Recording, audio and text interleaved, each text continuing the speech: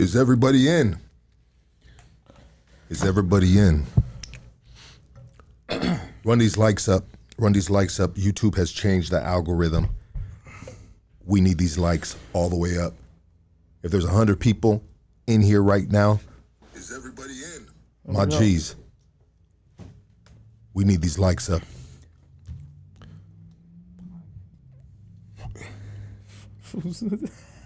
Hit that next. Hit the next.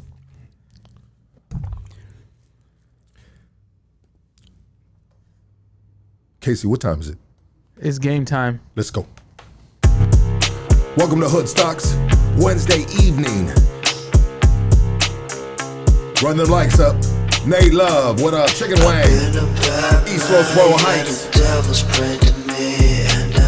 Let's go.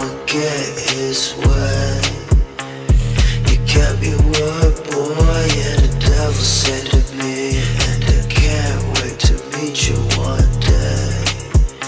Yeah, I can't wait to meet you one day. Hey, hey, hey, hey, hey, hey, People Union. Hey. Emotions out of focus, I'm crawling at my lowest. Feet hit the streets like a high-speed pursuit. I'm wild when I move, burning to your head, about to tighten up the noose. Bunch of clown faces blowing clouds of the booth. Woof, woof, hooters at the door, now they trying to run up in. I am not a guppy shark, stash everything. Dope in the pussy like a B of A deposit. Baby girl robotic, she gang bang abonic. Hang with the wolves or you gotta pull your weight. Told the biggest tool, keep one in the chain. This is not a date, dance with the Mex, get your face in the cake. Yeah, the devil's prayed to me, and I will go and get his way. Big shout out to Nate No Face. You kept your word, boy, yeah, the devil said to me, and I can't wait to meet you one Big shout out to my dog Prayers. Yeah, I can't wait to meet you one day. Yeah, man. Big shout out to the chat. EdCal1, let's go, baby. Ooh, got a lot of love in there, man. A lot of love. Goonies, man, ain't no joke. Pennies for my thoughts, I still can't make a dollar. Anybody home, Mr. 38 revolver. Holla, Lord, I need change. Hurt you, heal the hurt. Yeah, man. Had to take it back with I had to take it back with that Devil's Game right there. Sheesh, I see everybody tapped in right there. I appreciate you guys, man. A lot of love, a lot of love. We just weathering the storm over here at Hood Stocks. You know, still working, baby. Still working. I want to give K9 a shout out, man. I just got word that he got snatched up and he's in the hole right now. And so, you know, hopefully he gets out of the hole soon. K9, I know you're not listening, but I love you, my dog. K9, my little bro, man. Love to fuck out that dude. He's one of the originals right here at Hood Stocks, man. You know, real shit. Love K9, man. He's a good dude. Dude's a real character, man. He was really out here trying to sell Temu penis pumps with a straight look on his face, bro. I got a dude right here that he's been a part of Hood Stocks for a lot of years. His name's K9. He's out of Boyle Heights, and dude is an absolute character. Like, and these are the type of homies that are in the hood. You know, there's just some of these dudes you can't make these stories up, you know? Yeah. This is who they are by default or by just a product of the streets. Yeah. Like, wow, dudes are made on these streets every day. And yes, sir. And I personally appreciate different characters, even if sometimes they're outlandish, but sometimes you just can't deal with them every day. You can take them in small dosages, like Big Stumps. Big shout out to Big Stumps, man. Dude drives me crazy. But anyways, Goonies, my G's, everybody that's tapped in, once again, if there's 200 people right here, please all hit the like. We've been struggling in the algorithm because YouTube's changing things up. And you know what? Maybe we've lost some viewers, but that's okay because every day we gain a new viewer, man, a new supporter, a new baby Goonie, right? And it's okay, man, because that comes with the territory. And yeah. But anyways, I want everybody to raise up off your futons. He's back. Everybody give it up for Army Ranger Angel Cortes. Well, thank you guys. Thank you for having me back on here, and thank for all the love and support, guys. So much has changed from the last time I was here. For some of the people who maybe only saw clips, or maybe are just tuning in and they're like, "Dude, what the fuck is going on? What's up with the title? What does this mean?" Last time I was here, I said a bunch of things, but some people got they got so attached to certain words and certain things that I was saying, and one of them was when I called out ICE, and I said that they weren't warriors, that they were pussies, overweight, and because the company I used to work for, because I helped find that company actually, they reached out not to me, but they reached out to the company, and they wanted a public apology. Real quick, and the company. So if people didn't watch the previous episode, Yeah. I would have slowed down just a little bit, sir. The company that you help build, Yeah. what do they do for the people that don't know? So we are all former special operation guys, and we teach. We do a lot of things, but the main thing is we teach tactics. From moms who've never fired a firearm, all the way to triple letter agencies, SWAT teams, sheriffs, PDs, even internationally, right? So we do a lot of training. We've also trained some celebrities and like been on TV. We trained the Stallone family. I got to be part of a National Geographic project because of that, and we even the other day, I gotta say we, because I'm not part of it. They have a training facility in Beverly Hills, right? So the company is giant, and it's within the gun, military, law enforcement community. It is well known. Okay, so when you say you help build, is it build or found?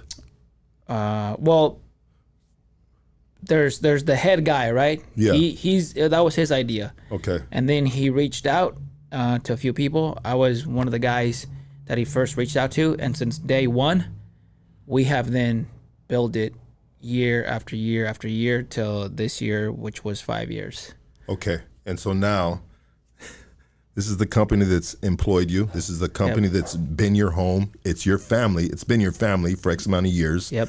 And you came on the podcast. You said what you just said about ICE. Yep. ICE reaches out to your company, not to you. They reach out to your company because it's probably an easy thing to get because it's a part of the whole agency, military, PD community, right? Yep. And so they reach out to your boss and say, And they say a lot of things, but what was told to me was, hey, they want a public apology. They said that I'm misinformed of what's happening. That it's not just them doing this, and they said, oh, if he wants to talk, then we can set up a meeting. And I was actually just arriving to our training facility in Beverly Hills when I got that voice message. Because it wasn't just by text, it was in a group message, but it was a voice message. Why was it in a group message? Because the team. So he's talking to you, but he wants the whole team to Yes. to hear this. And do you feel that's a little that's not a little disrespectful in the sense, hey bro, get directly at me? No, because we're a team, right? And this is team related. So when I listened to everything that he said, I took a pause. I wrote out what I was like, no, I'm not gonna apologize. If they want to talk and link up, like how they said, set it up. I'll meet them whenever, wherever. And then when I was here, that I was wearing the company's gear, and which is not true. I didn't come here sporting any of the company gear when I made those statements. Those statements were based on my personal opinion, right? Yeah, you weren't speaking for the company. Exactly. And then, some of the things that were said in that group, in that message, one of them was that the company is their livelihood, which is correct. Yes. And I didn't think about that as much because I didn't think it would turn to where it got, right? So fair enough. That was a solid point. And I said, well, you know what? Then I'm leaving. And I was told in a big message a lot of things, but basically like, hey man, give it the week. Give it the weekend, right? Because this happened on a Friday. So they said, just think about it the weekend. Yeah, think about it the weekend. So weekend. they weren't necessarily pushing you out. They just wanted you to think about the apology and staying with the company. Yes. But was there? Did you have to apologize to stay with the company? No. Was that a requirement? No, that was not told to me, and that was not a requirement. This is them, right? Yes. So, I at that point I didn't need the weekend to think about my decision, because it was already done. Because what people don't understand is okay, why would they reach out to this dude's company? So many people are saying bad, negative things about Border Patrol, HSI, ICE. They're all basically one thing together, especially in our eyes. They're one thing, right? Okay. Why them? Why him? Well, because in our community, the military, law enforcement, 2A community, what I say has some weight. Because if it didn't, ICE wouldn't have reached out. 100%. And what people don't understand is, okay, well, why does this dude's word have some weight? And what it is if I can take it back a little bit, is, you have all these famous guys who have been on Joe Rogan's podcast, Sean Ryan's podcast, all these big podcasts, and who are former special operation guys. And a lot of them have done a lot of cool stuff. A lot of them are the real deal. But because a lot have been little by little, it's been found out that they're kind of lying. Not kind of. They are liars.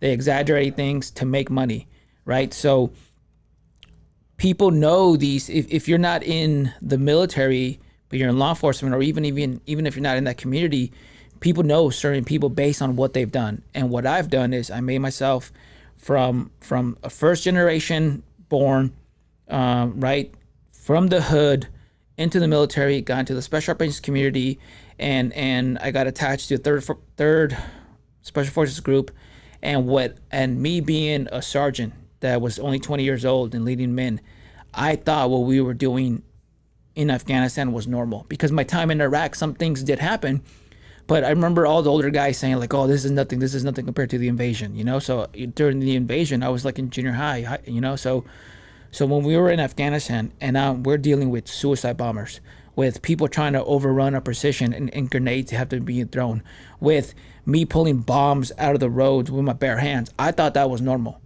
It's not. So when I come back, I have all this combat experience. I make it to the special operations community. I get out. I start out because I was slow to social media, right? Like, for example, when people got a MySpace, I didn't even have a computer in my house. So by the time I got made a MySpace, people are like, "Bro, I'm on Facebook."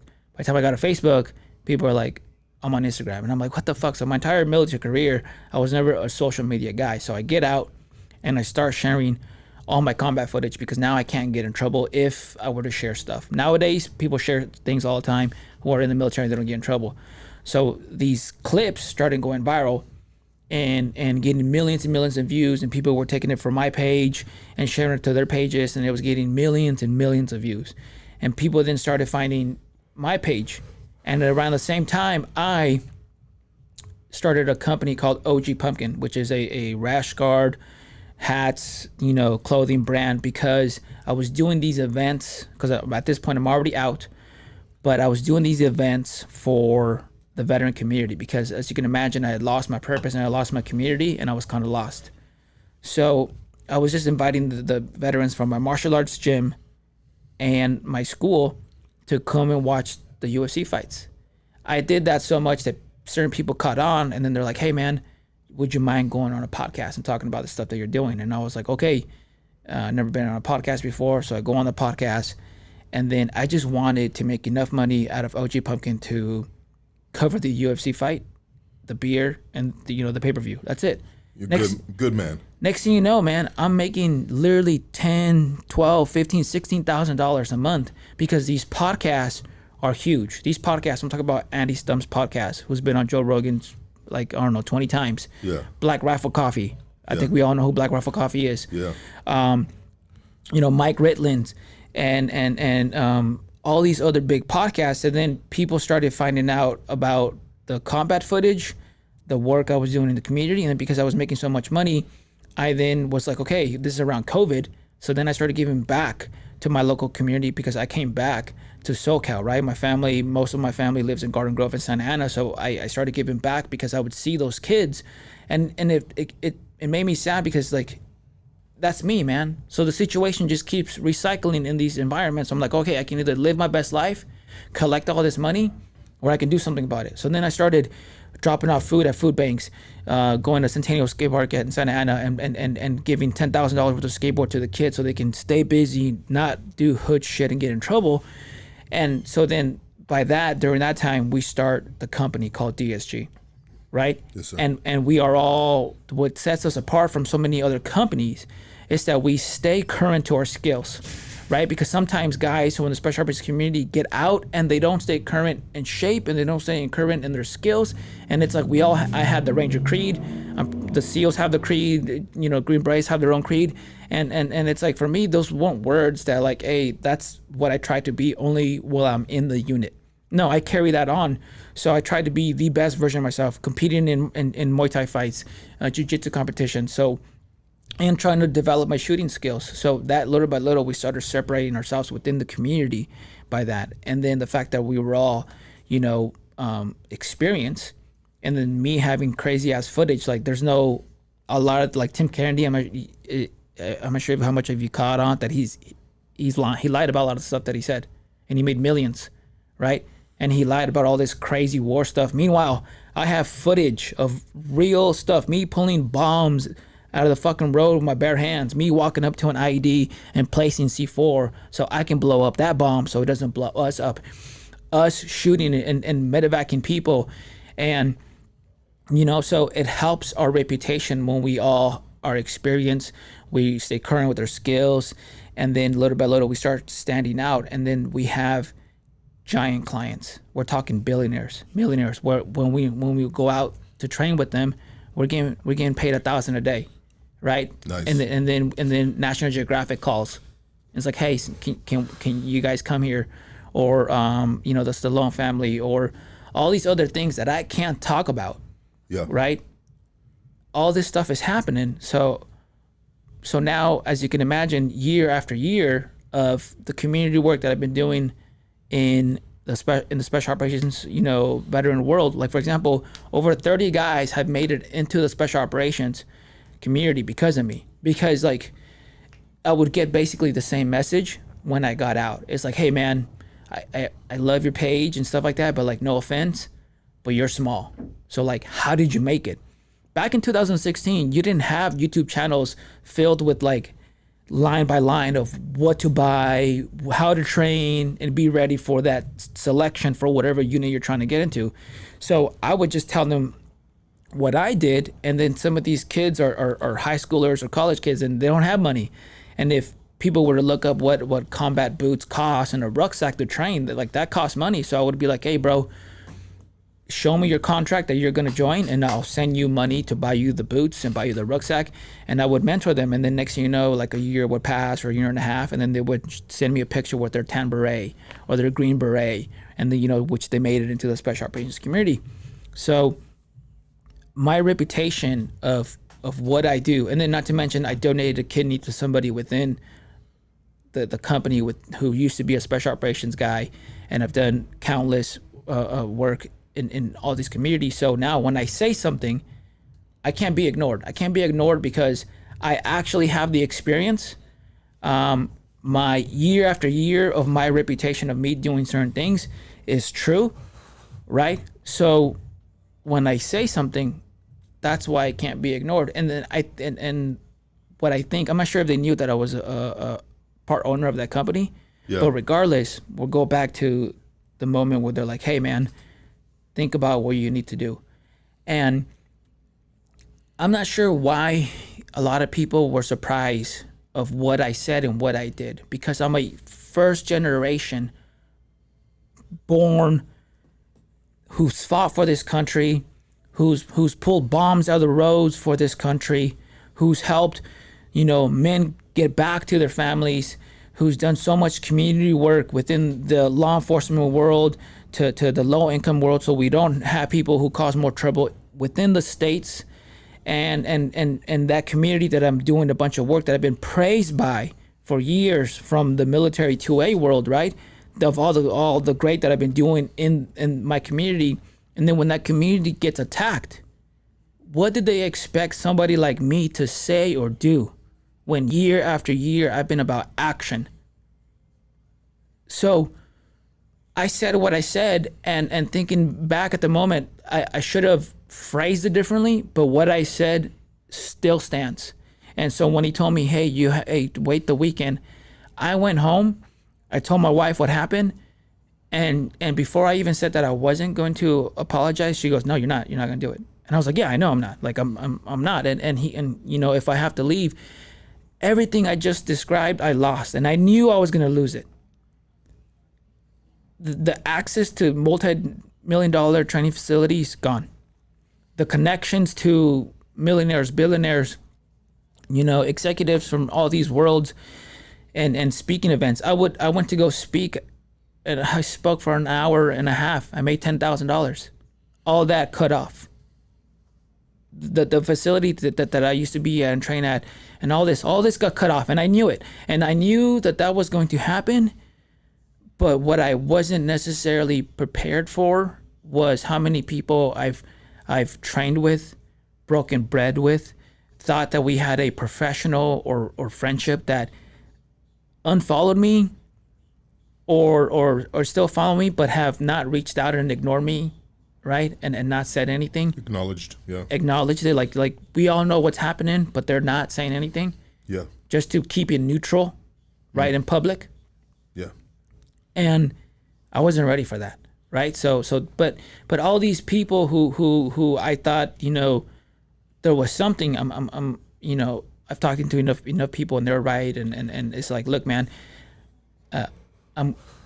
it sucks at the moment, and it's a major loss financially for my family, obviously community-wise, and then not to mention I spent a lot of time and energy. But the thing is, like, you know what, man? If that's what it took, if that made them not want to support me, my family, whatever, then I would rather that happen than me live year after year thinking that there's some type of unity, brotherhood, or connection. Yeah. Damn. It's heavy, bro. That's heavy. Yeah. Kind of reminds me of the gang world. Yeah. It's exactly the same, bro. It's treacherous, bro. And I 100% agree with you too, man. Sometimes, it's a blessing in disguise. It is. It's why live the rest of your life with all these fake people that really don't have your back. And when you backed in the corner, you know who's there for you, bro. Yeah. And I've been backed in the corner so many times, man. In a cell, no money coming in from nobody. You get out and they're celebrating your ass, It's good to see it, man. I like it. Yeah. I personally like it because I've been through that so many times. Yeah. And now, for the first time, you're getting a taste of that. Yeah, and it was, what people also don't understand because I would tell people, like, hey man, go listen to what I said, and a few people did, and they would come back and be like, hey man, to be honest, I was going in already feeling like I was going to disagree with you. I was everything that you were gonna say was just more of what I saw in that clip, but afterwards, of watching the whole thing, you know what, man? You made a lot of good points. Because I don't argue with people online. Sometimes if somebody says something that I feel like they're actually trying to have a conversation, I might reply. But to like negative messages and stuff like that, like a water off a duck, it doesn't bug me. I don't say anything back. But if somebody does, and somebody, especially when somebody within the community, if they try to say, if they're saying something, then I'll respond. But so I would tell people, watch the whole thing and then tell me what you think. And you're talking about the whole podcast? The whole podcast, yeah, the whole podcast, the whole Lost podcast. And then what people also, whether they were maybe not seeing, the people that I used to work with and be around with. I'm not sure if they were hearing me or they saw me, but some of the things that I was hearing while still being deeply in that side was things like, this is just what people are going to be upset for the next 2 weeks. It's going to blow over. Yeah. Like, emotions are high just right now. And it's not that bad. And well, Obama deported people and all. It was like every single president has deported people, but they haven't done it in this way. The video of the father who has 3 Marine sons, Yeah. right? That happened by my boxing gym. They hit the car wash by my kids' school. They hit the Home Depot by my house.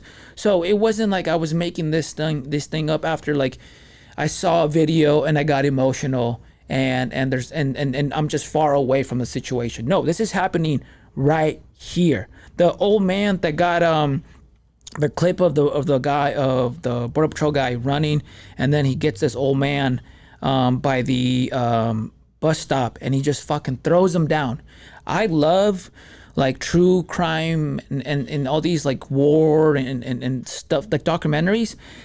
I've seen serial killers, mass shooters, and terrorists be taken in with more respect than I have the fucking people that they've fucking gone to. So Let's go. So when I come in here and I say that, they don't know that the last couple nights I would have my kids in the truck and I would go on Facebook pages of certain cities and say, hey, I have food, send me your direction, I will drop it off. And I go drop it off, and the stories that these people are telling me, the lady is you can tell she's stressed out. Her kids look American, right? Because you can tell the difference. Like, oh, they were born here, they speak English, she doesn't. And she's telling me that I feel like a mouse. Like I have to hide in my hole because if I get out, the cat's going to get me. People were giving me fake addresses because they didn't know if this was a setup. I went to one mobile home and I go there and I text the guy, hey man, I'm here. And then he comes around the corner huffing and puffing, which tells me that wasn't even his fucking place that he lived. Smart man. And I see a lady in an apartment complex, because it's at night. I see her. There's a two apartment complex and a chain link fence, and there's like something in the middle that was cut. And I see her come from the other side and make it look like she came from this side, because that's how scared they are. So I come in here and I say what I say, but I don't take anything back because I been seeing it, for a couple of days of them going after people like that. And they're all kitted out and how they treat people. And it's like, this is not a warrior. So if I said ICE and it was Border Patrol or it was HSI, whatever, I'm talking to all of those organizations. They are not what a true warrior is. They were supposed to defend the people. And some of these people are the people. And then if they want to talk about legality this and legality that, because I'm so rooted in the other world, I've seen them break and bend laws. So when they try to stand on the moral high ground and the legal high ground of illegal is illegal and this and this and that, I'm like, I know that you support people who break the law because I know those people that you support and I've seen them break the law. Yeah. So look, what I said obviously is not even going to happen because if people paid attention. I said when we meet again in a training environment that I was going to get them, because I have gone all over the world training people. How many of those do you think have been law enforcement? How many of those do you think we've run scenarios where at the end I get arrested, right, and they have to get me? Or how many times do you think I've been on the mats for jiu-jitsu and wrestling with them?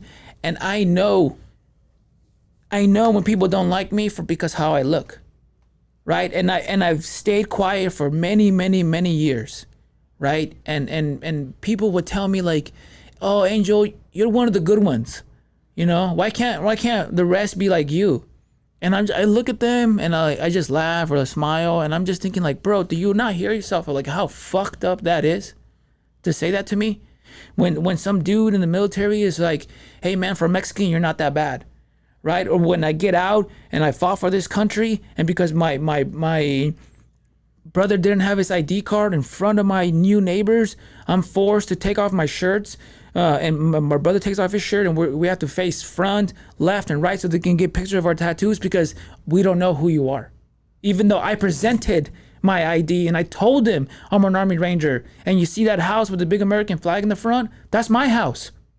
But I still have to take off my shirt, and now all my neighbors are watching and looking. Or when I train sheriffs from Orange County, and I go home to grab pizza, and I get fucking beaner yelled at me from some random people, and I'm like, bro, I just got done training law enforcement.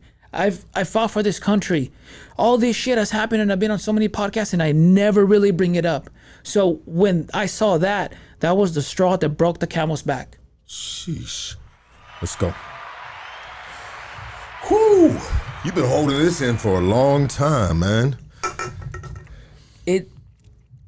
That's why the decision was easy. Some people might say, bro, you're fucking stupid. You were training all these people, making mad money, and now you lost it for what? I tell you, for what? For what I believe in, for making this country better. Because guess what? So many people come here, and what the people don't understand is that we're always told about how great this country is, and that we got to do it better than our parents, that we have to do this and we have to do that. How many of us are in the Army, in the Navy, in the Air Force, are lawyers, are doctors, are in law enforcement, and they act like we don't contribute? That's what fucking pisses me off. We do contribute. And when they say that it's because illegal immigration this, illegal immigration that, it's like, bro, you are going after Brown. How many videos are there of them going after dudes, and the guys are like cussing them out like, bitch, I'm born here. Yeah. Right? Yeah. Because it's like, bro, you're going after brown people. And it hurts, man, because it doesn't end now. And I know that. If they all left and went home, the damage has been done. How many kids don't have their parents now? We know that a child, to be successful in life, it is very beneficial to have both parents. Now, a lot of them don't have one or two. So now what are the chances of that American, because they were born here, now having a successful life? It's going to be harder.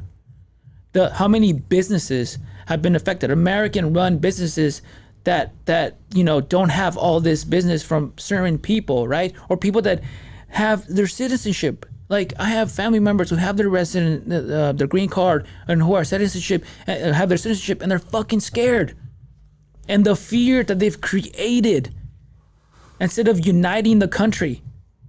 There's not one brown person that I've talked to that doesn't agree. Yeah, man, all the bad people, take them. Take them. All the bad people, take them. I got family members who are bad. Like, yo, take them. I haven't talked to one person that doesn't agree with the fact, like, hey, bad people that want to rot and poison this country should get out. And it is the way that they're doing this. The system needs to change, right? They have been using how the system goes, both parties against each other, and they haven't really done much for us. And I think a big part of it is what's happening now is because we are so big in numbers, and the future just says that we're going to get bigger. And how do you smash down, minimize their fucking pride, their organization, their how they feel and see themselves? Is we have to do this, which is why, back to what I said earlier in the previous clip that went viral, is that I'm thinking all this, and because based on my experience, and I've been so good at basing what I say and what I do off experience, and because I've experienced racism in the military, I know that there's people in those positions that don't like us. Not all of them, but there's some that don't, and that bugs the shit out of me even more of what's happening. So what I said still stands, but I should have been more specific. I should have done all this and that, but it doesn't change anything that I am so fucking fed up with what's happening, and I would rather lose everything and be poor than stand back, collect money, and watch my fucking people suffer. Angel Cortes, everybody. think we found our leader. Shoot, let's go, man. Wow, bro. That was years and years of frustration just let out within 25 minutes, man. 36. 36 minutes. Thank you, Casey. Yeah, bro. If you didn't feel that, man, then you ain't got a heartbeat. Real shit. It's unfortunate that, there's freedom of speech, right? Yeah. But, there's a freedom to talk, but I guess it comes with consequences, right? Yep. All the time. The question that I wanted to ask you about 20 minutes ago was, would you be able to make a statement the way you made it here on Hoodstock's last episode, like on a Sean Ryan show? I've actually been in contact with Sean Ryan. We have mutual friends, and the first year that he did the podcast, somebody who trained him at my Muay Thai gym went on Sean Ryan's podcast, and then the gym owner reached out to Sean and brought me up, and so Sean Ryan follows me. We talked like, hey, he told me, hey, the last part of this year is filled up. Let's talk early next year. And I was being patient, and then nothing ever happened. And then he got giant and is doing all these crazy podcasts that I feel like I'm probably not even in the radar anymore. Especially because of now. Because it's a tight-knit community. Probably. And I assume I'm probably not welcome to a lot of places. You believe you're blackballed now? Yeah. How does that make you feel besides the words you just said? I think that you probably already said it. I mean, to a country you fought for, a community you've trained, you've given a transplant, liver transplant? A kidney. Kidney transplant. Was it to the other co-owner of the company, his wife? He's part of the company, but he's not a co-owner. Okay. He's part of the company. Okay. Did that dude go to bat for you at all? He's actually not even in the country, man. I mean, he's doing something else. Has he contacted you? No. Has he spoke on your behalf? No. That's gotta hurt a little bit. But sometimes it's crazy. I don't mean to cut you off, but I just want to say there's been times that I've been in funky predicaments, and there's people that I thought for sure would speak up for me and be on my side. And what hurts the most is when they say nothing. It's like, damn. Because I always think about, myself as an individual. If the tables were turned, nah, fuck that, dog. You ain't gonna be talking about this shit with the boy right here. I know him. He's a good dude. Nah, fuck that. That's how I am. And that's why my circle is so fucking small right now. Because even during this podcast, shit, a lot of times, they say, I'll use the simplest thing. There's a post of somebody talking shit about me. Mm-hmm. There's a bunch of my homeboys from my hood that follow this shit. Yeah. Well, you know what the fuck I've been for the hood, bro? Why aren't you in, you know what I mean? But some people are like, that's not the gangster thing to say, whoop, whoop, and this and that. You know what I mean? I get it, bro. But anyways, sometimes when people are quiet and you expect them, not expect them, I mean, do you expect someone that you are tight with to potentially get up, pick up the baseball bat, and go to bat for you? I learned a long time ago that I should do things and not expect 100% anything, and if they do, that's awesome. So, but if they don't, and if they don't, it's an eye opener, right? It is an eye opener, but the thing is that it also leaves it to interpretation, because if silence, then you are left to fill that silence with your own words, and your own words might be wrong or they might be right, So, but I know that a lot of the guys who I used to work with, they might be able to understand what I'm saying or what I was going through, but at the end of the day, they don't feel it like the way I do it, and it solidifies the fact that it's not their fight, it's my fight, and I can't force them to also do what I did and lose this or that, because they got families, right? And they got livelihoods and they got stuff. And at the end of the day, I think it's for something like this, man, and how I feel, and people can see it. Like, look, man, you can sympathize and put yourself in my shoes, but to feel it, you know, I think you got to be in it. 100%. And I hear you. Warriors playing it safe for their livelihood. You know, man, I don't want to get caught up in that. Just gonna stay quiet, see how it unfolds. Yeah. You know, see if he's able to keep his head above water. See if he can't drown. You know what I mean? And then, and you know, time is gonna heal it, right? We gonna get past this. You know, it's just high emotions right now on all sides. Yeah. And it kind of sucks because you're a part of both sides. Yeah. You know, and so it puts you in a funky predicament which they know nothing about. Yeah. You know, because maybe they were just raised on one particular side, you know, generation after generation of, you know, military or whatever, you know, or maybe they were had a blessing to be brought up in a nice part of the neighborhood where they never had to experience the taste of the streets, you know what I mean? Which is, it's bitter, it's ugly, bro. Yeah. But, you know what I mean? When you taste that taste, you're forever connected to it, you know? So they don't know they can't feel it because you can't feel what you don't know. 100%. And you made different in the military community.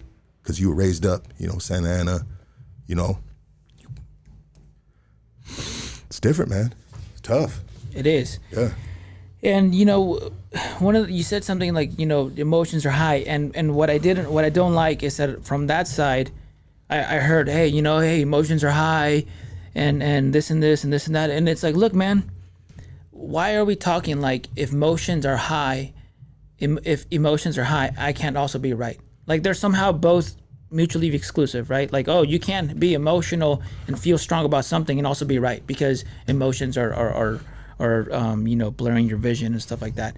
Yeah, of course I'm fucking, you know, emotional about this stuff. Like how can I not be? I like to call it passion. Passion, yeah, you know, but they use that word like to somehow discredit. Like, hey, man, you need to calm down. Yeah, you need to calm down. Oh, I hate that, bro. When I'm fired up and they're telling me to calm down. Bro, that's the worst. Hey, this ain't the time, homie, to be getting at me like that, bro. Those agents get to go home to their families. Bro, and I said this, it's gonna come out soon on Ed Caldron's podcast, but I'm gonna say it here. The people, and before I start, once again, I base a lot on what I say and do off experience. If it's real, I can talk about it, I can touch it, and nobody can fucking fight me on that. You might want to argue this and that, but if it's fucking there, it's there. And I'm calling it right now. A lot of the people who are involved in this, because there's multiple organizations, them as a whole, you're gonna see a rise in alcohol abuse, drug abuse, suicides, because you can't do this, some people can, and not be affected and think about it. I'm calling it right now. And you know why? Because I saw it in the military. My boy blew his brains out because of the pullout of Afghanistan. And when he was on the phone with me and telling me like, man, these people who fought with us, we left them behind. We said we were going to give them visas because they fought right next to us. And now they're getting hunted and they're being executed by the Taliban. And a few weeks later, he blows his brains out because he felt bad of what happened.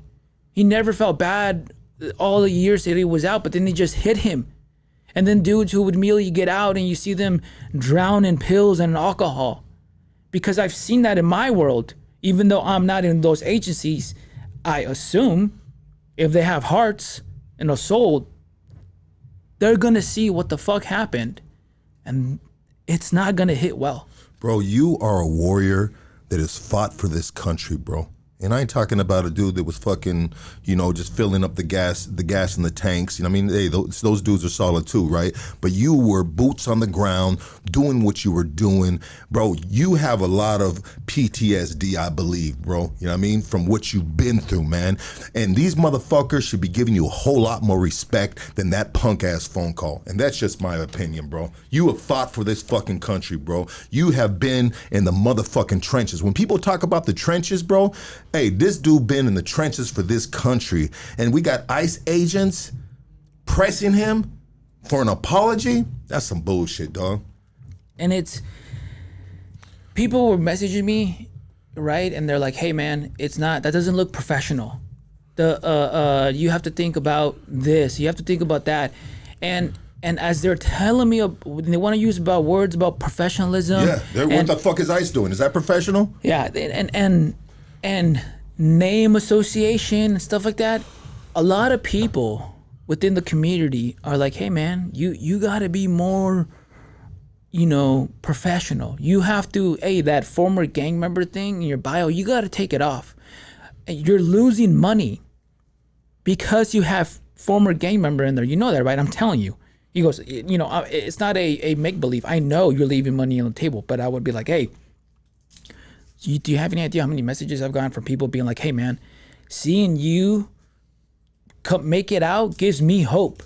And then those people send me messages time later on, and they're in the military, or they're law enforcement, or they're something. And I would rather do that than cash in on that money. So when people are like, be more professional. So, okay, so you want me to hide a bunch of shit, do this, do that, and be in a suit and give this fake image because companies want that. The best example, and people told me, "Hey, you got to be more like Tim Kennedy." Who the fuck's Tim Kennedy? Well, if you don't know, he's in trouble right now. Tim Kennedy is a former Green Beret and UFC fighter, right? He made millions of dollars off sponsorships, off speaking engagements, and all this other shit. And he lied. He lied about his service. He lied about what he did. And then his own, because his own teammates aren't on social media. They're not like social media guys. Some of them went on a podcast, Anti-Hero podcast, and said, yeah, he fucking lied. Tim lied. He lied about all this shit. And then this dude was like, he's been on Joe Rogan's podcast and everyone else associated with Joe Rogan. He's been on their podcast. And people were telling me, you got to be like him because he's clean cut and fucking professional. And look what that turned out to be. And so many more special operation guys are coming out. Yeah. And I give credit to the Anti-Hero podcast because Brent and Tyler put their necks out there. And so many people talk shit on them. And then it came out that what? They were fucking right.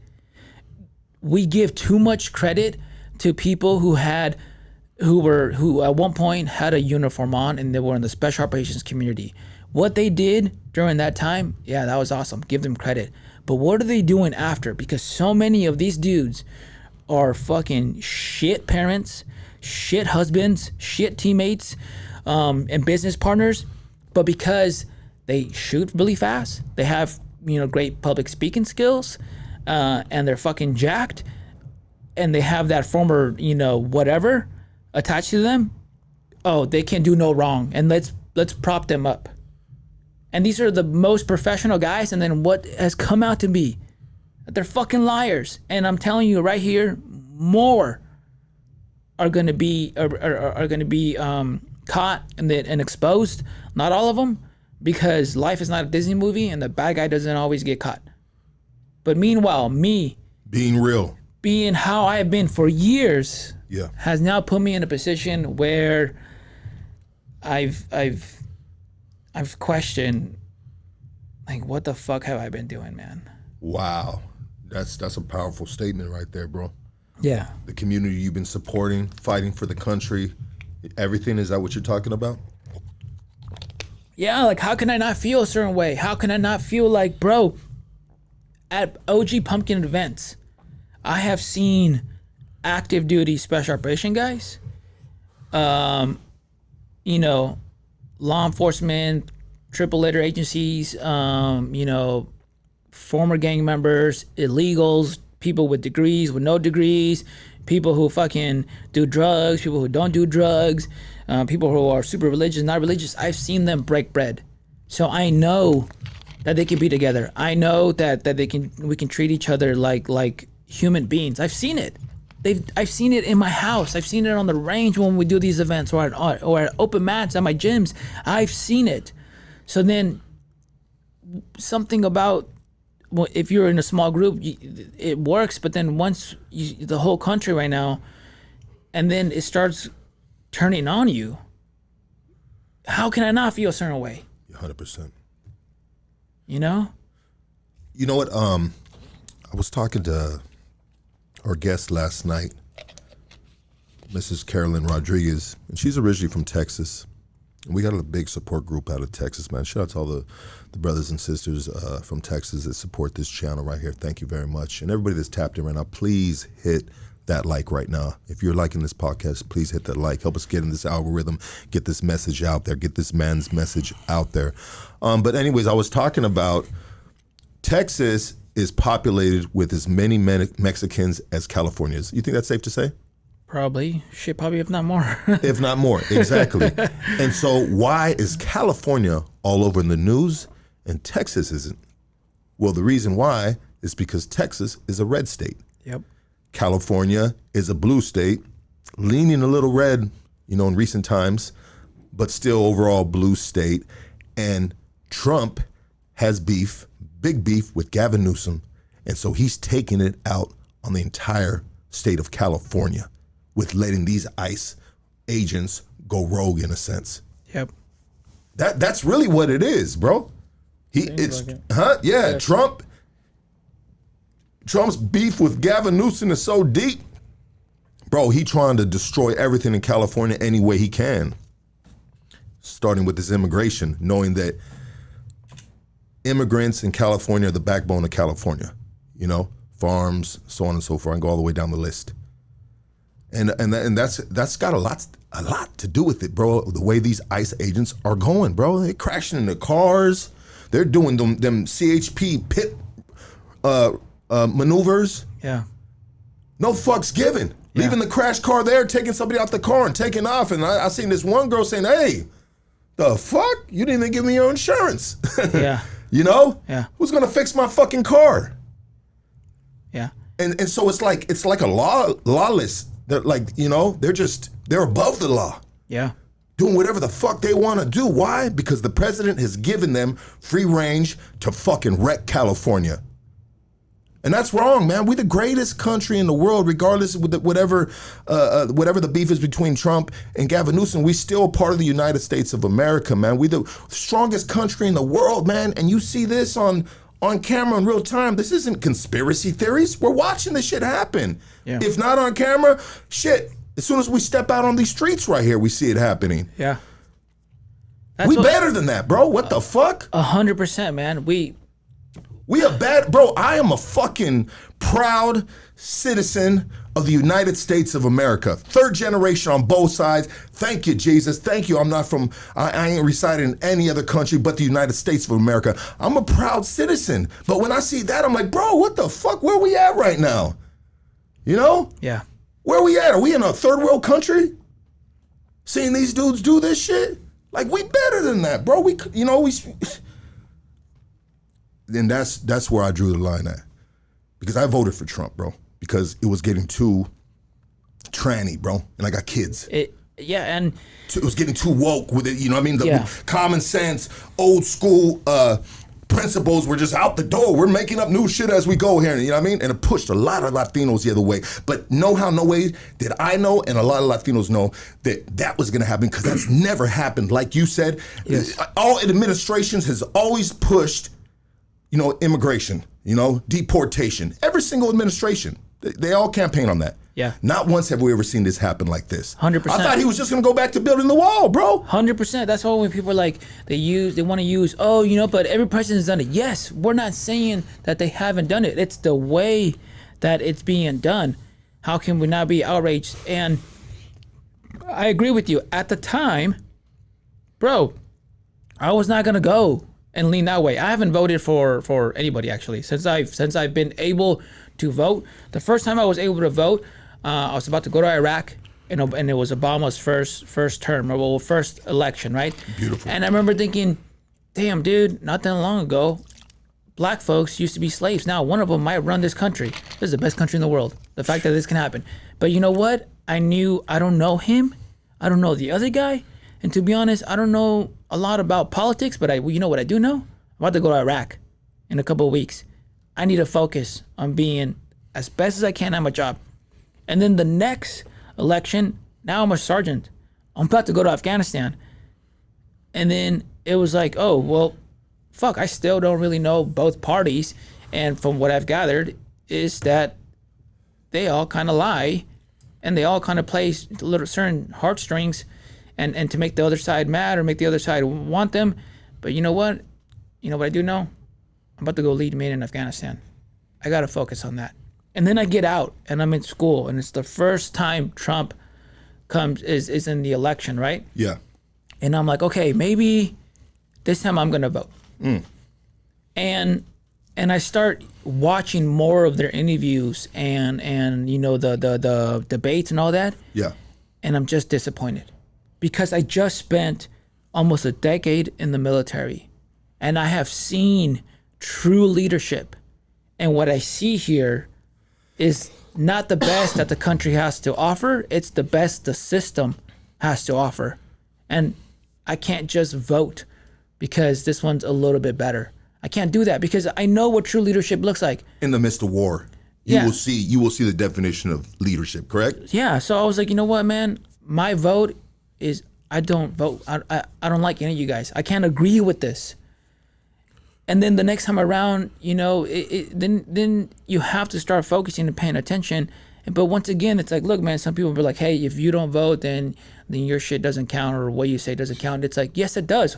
Why do I have to pick something? If I don't like it, I'm going to say I don't like any of it. That's my vote. Is I'm not for any of this. And so many Americans feel that way. But lately, we've had to be like, hey, man, we got to kind of fucking pick. And back to what you said, I know a bunch of Latinos, Mexicans, whatever people want to call themselves, because I realize that some people get hurt if you call them specific things. Yeah. They voted for Trump. And bro, I have kids, and what people don't realize, and the left didn't realize, is that traditional Hispanics are super conservative, and they're for the family, and they're for, you know, and they're religious.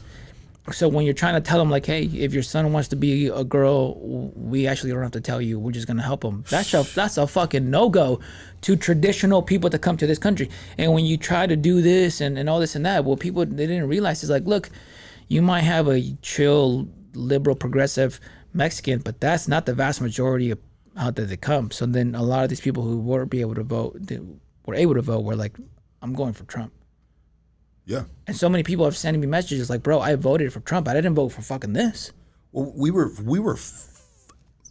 there came to a point that we were so lost in the sauce that we were just trying to fight for common sense. Like, what the new ideologies that were getting implemented from the far left was fucking absolutely crazy, bro. Like, fuck no, bro. Yeah. Fuck no. I didn't vote for me. I was trying to vote for my kids. Yeah. You know, I was trying to save my kids from all this bullshit, because I'm good. I can live in a bunch of motherfucking, with a bunch of motherfucking what do you call them, Twinkerbells and fools flying around and motherfucking unicorns, and like, hey, that's cool, bro. That shit ain't gonna affect me, but I don't want my kids seeing that shit. Yeah. You know? Fools just running across the motherfucking, the crossing the crosswalk in a ballerina outfit. Like, fuck that. Keep that shit inside your house, fool. And I might be exaggerating a little, but here in California, man, it was getting weird. Like drag queens were having story times with kids. Get the fuck out of here, bro. We were fighting against that. Yeah. And I'm selfish, bro, because I don't gotta worry. My family already fought that fight with deportations 3 generations ago. Yeah. So I worry about what affects my household. Yeah. You know what I mean? Yeah. And I'll admit that I was selfish about it. We're all selfish, right? Yeah. But then when we see the shit unfold, then it's just like, damn. Yeah, because, like, look, if you get caught, man, we know the game. Hey, stay away from certain areas and don't get caught up. And if you got caught up, fuck, hey, shouldn't have gone over there. Too close to the border. Now you're over there. Maybe you got to come back. Or work on you know, getting your papers. Like, you have to have some heart and treat and see people as humans. So when people are like, they get so stuck on like, well, I did it legally, you got to do it that way, or my mom did it legally. Like, look, man, I know there's that connection to your mother. I know there's that connection to your wife. I got my wife papers legally. I got my mother papers legally. I know that the system that's in place is not that easy, most Americans they're not financially set up to take on, like, let's say if the transmission took a shit right now and hell pay. no. Most Americans aren't set up that way. So then now when you just throw words like do it legally, you're expecting people who have come here, who've now made more than they ever have in their life, but that still puts them in the lowest class possible, to pay thousands of dollars. Americans aren't even set up to do something like that. So when you just say do it legally, and then what people don't also understand is that some people try to do it legally and they get fucked. And sometimes it's even by their own folks. My grandpa tried to get his papers legally, and the person that he was working with, then they were like, oh, you also got to pay $1,500 per daughter, and he had 5 daughters. So he gave the money. He worked real hard as a baker. And some time passes, we couldn't do it. My mom, when I told her, hey, I got my wife Analia papers, now let's work on yours, and then I'll work on my dad's. And then she's like, okay, give me the money. We know somebody from the church. And I was like, okay, are you sure Analia's person worked really well and fast? No, let's go. I gave her a couple $1,000s. The same amount of time passes that it took my wife to get her papers. And my wife's like, hey, she should have got something by now, like something. I reach out back to my mom. Hey, what's going on? Oh, a little bit more time. More time passes by. Oh, they couldn't do it. And then I'm like, look, Mom, I'm going to drop the money again, but we're going to use Analia's person. Okay, let's do it. Boom, she gets her papers. So even people who try get fucked. Or because they've heard all these stories, they don't even want to fucking go because they're just going to take my money. So when people are here like, do it legally, I had to do it, they had to do. Bro, I don't understand why, because it was hard and sucked for you, then it has to be like that for everybody. I think there's some situations that do need to be like that. Like, for example, special operations selections. We need the best of the best to fight these people who are trying to blow themselves up in our buildings, in our trains, in our buses. You want the best of the best, so you should probably not fuck up the selection process. It should be fucking hard, and only the fittest and the baddest survive. Why do we have to do that for the legal process to get your citizenship? It needs to be changed. It needs to change, and we need reform, and we need people to talk. This is why I came last time and I said we need leaders, not just one. We need multiple leaders in multiple, categories. I think we found ourselves one of our leaders today, and that's Angel Cortes, everybody. Let's take a quick break. Yes, sir. Can we open up the phone line? Yes, sir. People want to talk. You guys want to talk? If you want to talk to Angel Cortes, light it up with fire emojis. We're going to take a quick break. Casey's going to take care of some of our bills right here. We're going to be right back, baby. This is what I'm talking about right here. Angel Cortes, baby. Let's go. All right, guys, check this out. Shockaware. It's more than streetwear. It's a culture, a lifestyle rooted in individuality and self-expression through clothes, all right? We need you guys to go to shockaware.com and use code HoodStocks15. I'm telling you, shockaware.com, use code HoodStocks15. It's that easy, all right? It's that easy. Shockaware.com, did I say use code HoodStocks15? Yep. All right. Looking for some good quality cannabis? I mean, killer quality cannabis. Hit up the folks at Killer Kush. They specialize in bringing you everything from OG to exotic. Let me tell you, they got it all, baby. All right, so hit them up at killerkushcali@gmail.com. And that's killerkushcali@gmail.com. Or on Instagram at killerkush.losangeles, man. Or you could hit them up at Drip Fits Apparel in the city of Whittier. You can get the latest Killer Kush merch and Hoodstocks merch, all right? It's located at 13800 Leffingwell Road, Whittier, California, man. And then let me tell you guys are roasting me in the chat, dude. You guys are getting me good, man. F y'all. All right, royalty honey packs. All right, look, we got it right here. Here it is. Here it is. The blue magic honey. The blue magic honey pack. You see this right here, guys? This is for when you need to go, I'm tired, like right now, to I'm him, all right? It's that easy. You smack this, and you can slide through at royalhoneydeal.com and thank us later. But check this out. Use code LUCKY for 25% off, dude. It's that easy. Look at this, dude. We're getting you lucky, getting you hard. 25% off. What else you guys want from us? Come on, man. Hey, follow the buzz at Royal Honey Packs, all right, on Instagram. Calling all bakers and chefs. Upgrade your kitchen with Origin Bakery and Restaurant equipment, right? Ovens, mixers, and more at unbeatable prices. Visit them in the city of South El Monte. You could call them at 626 579-3580 to level up your culinary game.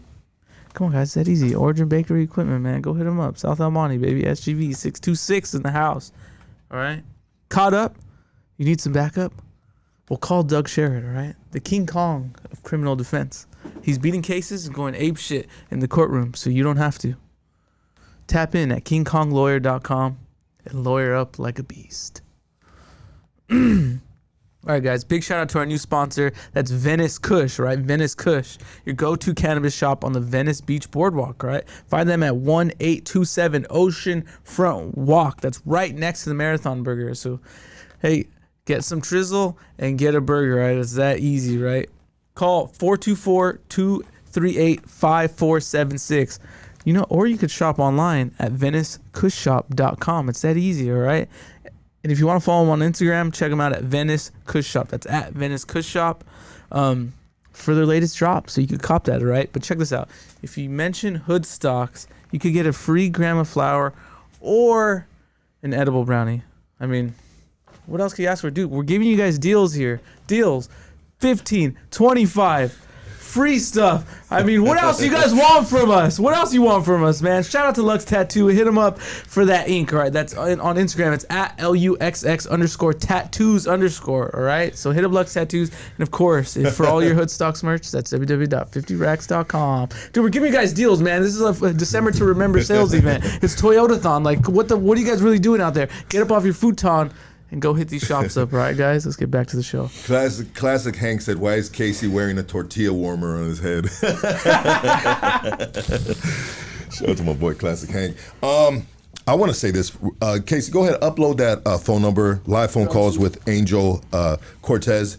I wanted to say this, man. I am super proud of being a citizen in this country because of all the shit that I've been through and the mistakes that I made in my life, man. You know, they didn't throw me away, you know. The court system gave me a lot of chances. And now here I am now, you know what I mean? 10 years of doing absolutely good, you know what I mean? Doing great, man. Have a career, got this little old podcast right here. I mean, that's why I'm so appreciative, man. Because I don't know if I would have been able to get away with that in other countries. 100%. And Yeah. and I'll give you the answer. No. Yeah. Yeah. Cheers, man. Oh, cheers, brother. We got a little wine right here, guys. Allegedly. Drinking juice. Grape juice. We got the phones up. Hope everybody's enjoying this podcast once again. Hit that like, hit that subscribe, man. Here we go right here. Let's go. Hey, you're on Hood Stocks. Talk to us. Hey, what's up, man? Can you hear me clear, homie? Yeah, I can hear you. What's your name? Where you calling from, brother? I don't want to say my name only because the story I'm about to tell you, but I can tell you off air and shit, big dog. Oh, yeah, for sure. You're good. First of all, my boy, fucking shout out to the homie. Angel, fucking keep your motherfucking head up, my boy. Fucking, we need people like you, dog, that stand on fucking morals and not money, homie. So much fucking love to you, dog. Fucking, I hope through this new journey, seems like you're about to embark on. You fucking found what you're looking for, my boy. You definitely sound like you're one person that deserves it, homie. So keep your head up, big dog, and fucking, you know what I mean? Keep fighting the good fight, bro. So, lucky the other day, I called you only when the race happened in Camarillo, right? I was the guy that texted you, like, hey, homie, do you have a plan? And the reason I was asking you that is because of this. So, I work for a Fortune 500 company, my boy, that I've been with for about 10 years. 7 of those years, I've been dealing with some racist pieces of shit. So, I can't beat them up, obviously, you know what I mean? I'm a street dude, but I can't beat them that way. So, I'm not taking that route. So right now, bro, you know, you gotta beat these people at their own ways and shit. So anyway, the reason I was calling you, homie, or trying to get a hold of you that day is because the individual that I'm talking about right now, that I have the situation with, he actually pulled up to the race in the company truck. And he's a fucking super fucking right-wing fucking piece of shit that made other Mexican homies fucking quit their job. Not me, I ain't boldly fuck that fool. But he's in the company truck, like fucking antagonizing the fucking protesters, bro. That shit, I saw it live on KTLA, bro. Even the lady that was doing the fucking the reporting, she turned around because she mentioned, oh my god, like there's something going on between the driver of this truck. She mentions the company, and then it shows the protester like going at it with that fool. First of all, homie, we have no equipment there. We have he had no reason to be there. I almost fucking slipped up. He had no reason to be there, bro. He was up just to antagonize these people. We get fucking emails every day, dog, that says stay away from this section, stay away from this section, stay away from this section. This motherfucker drove over there specifically to fuck with these people. And I'm trying to figure out who this one lady is that recorded him from the side, right? That's kind of what I needed help with. So I've been reaching out to all these content creators because there was a couple people that recorded this one from the side. So in this video, bro, this motherfucker, he drives up, and then the lady notices, he rolls down his window, and as soon as he rolls down his window, they start talking shit to him, the protesters do, which tells me he's either wearing his fucking MAGA hat or I don't know what the fuck he did, but something enticed the people to where everybody reacted at once, right? And then in the same video, bro, you see the lady that was recording him and shit, but then after him, you see a U.S. Postal Service worker drive up, bro. And they didn't fuck with him. That tells me that crowd was not hostile, my boy. So this motherfucker's over there antagonizing. I want to beat the fuck out of this dude. But like I said, I can't touch him. I can't go that route, you know what I mean? But what I'm getting at with all this, bro, is that this is a fucking system that wasn't built for us. But you know what? If you got people like the homie Angel, and I'm not putting myself in this category or anything, but like me that are beating them in a different way, you know what I mean? We're taught to stay silent and different things, but fuck that, bro. We gotta speak up and fucking and expose this kind of shit, man. We gotta change hope for our kids, bro. You gotta beat them up here, not with these, bro. You know what I mean? Exactly. You know, violence is just gonna cause pain and suffering to you and your family, bro, because you don't get the short end of the stick. I do not promote any type of violence in any of these protests. You know what I mean? I don't say, hey, go throw rocks at ICE. No, don't do that, bro. Please don't do that. It's, you know, there's other ways, bro. There's other ways. There's got to be other ways, you know. And we having these conversations sometimes helps figuring out what other ways there are if, you know, you can't figure them out yourself. But there's so many other ways. You know, that we can. To be honest with you, Lucky, the shit that I got going on with this company, I'm about to get paid, dog. I am, homie. I'm gonna cash out. I was looking for the video of that fucking cocksucker, and I stumbled across a couple other videos of certain people that work at my company that kind of covered shit up for this guy. So shit's gonna get real fucking messy, bro. But like I said before, my boy, I don't wanna die rich. I don't give a fuck. All I ask for God is to put me in a position to help people.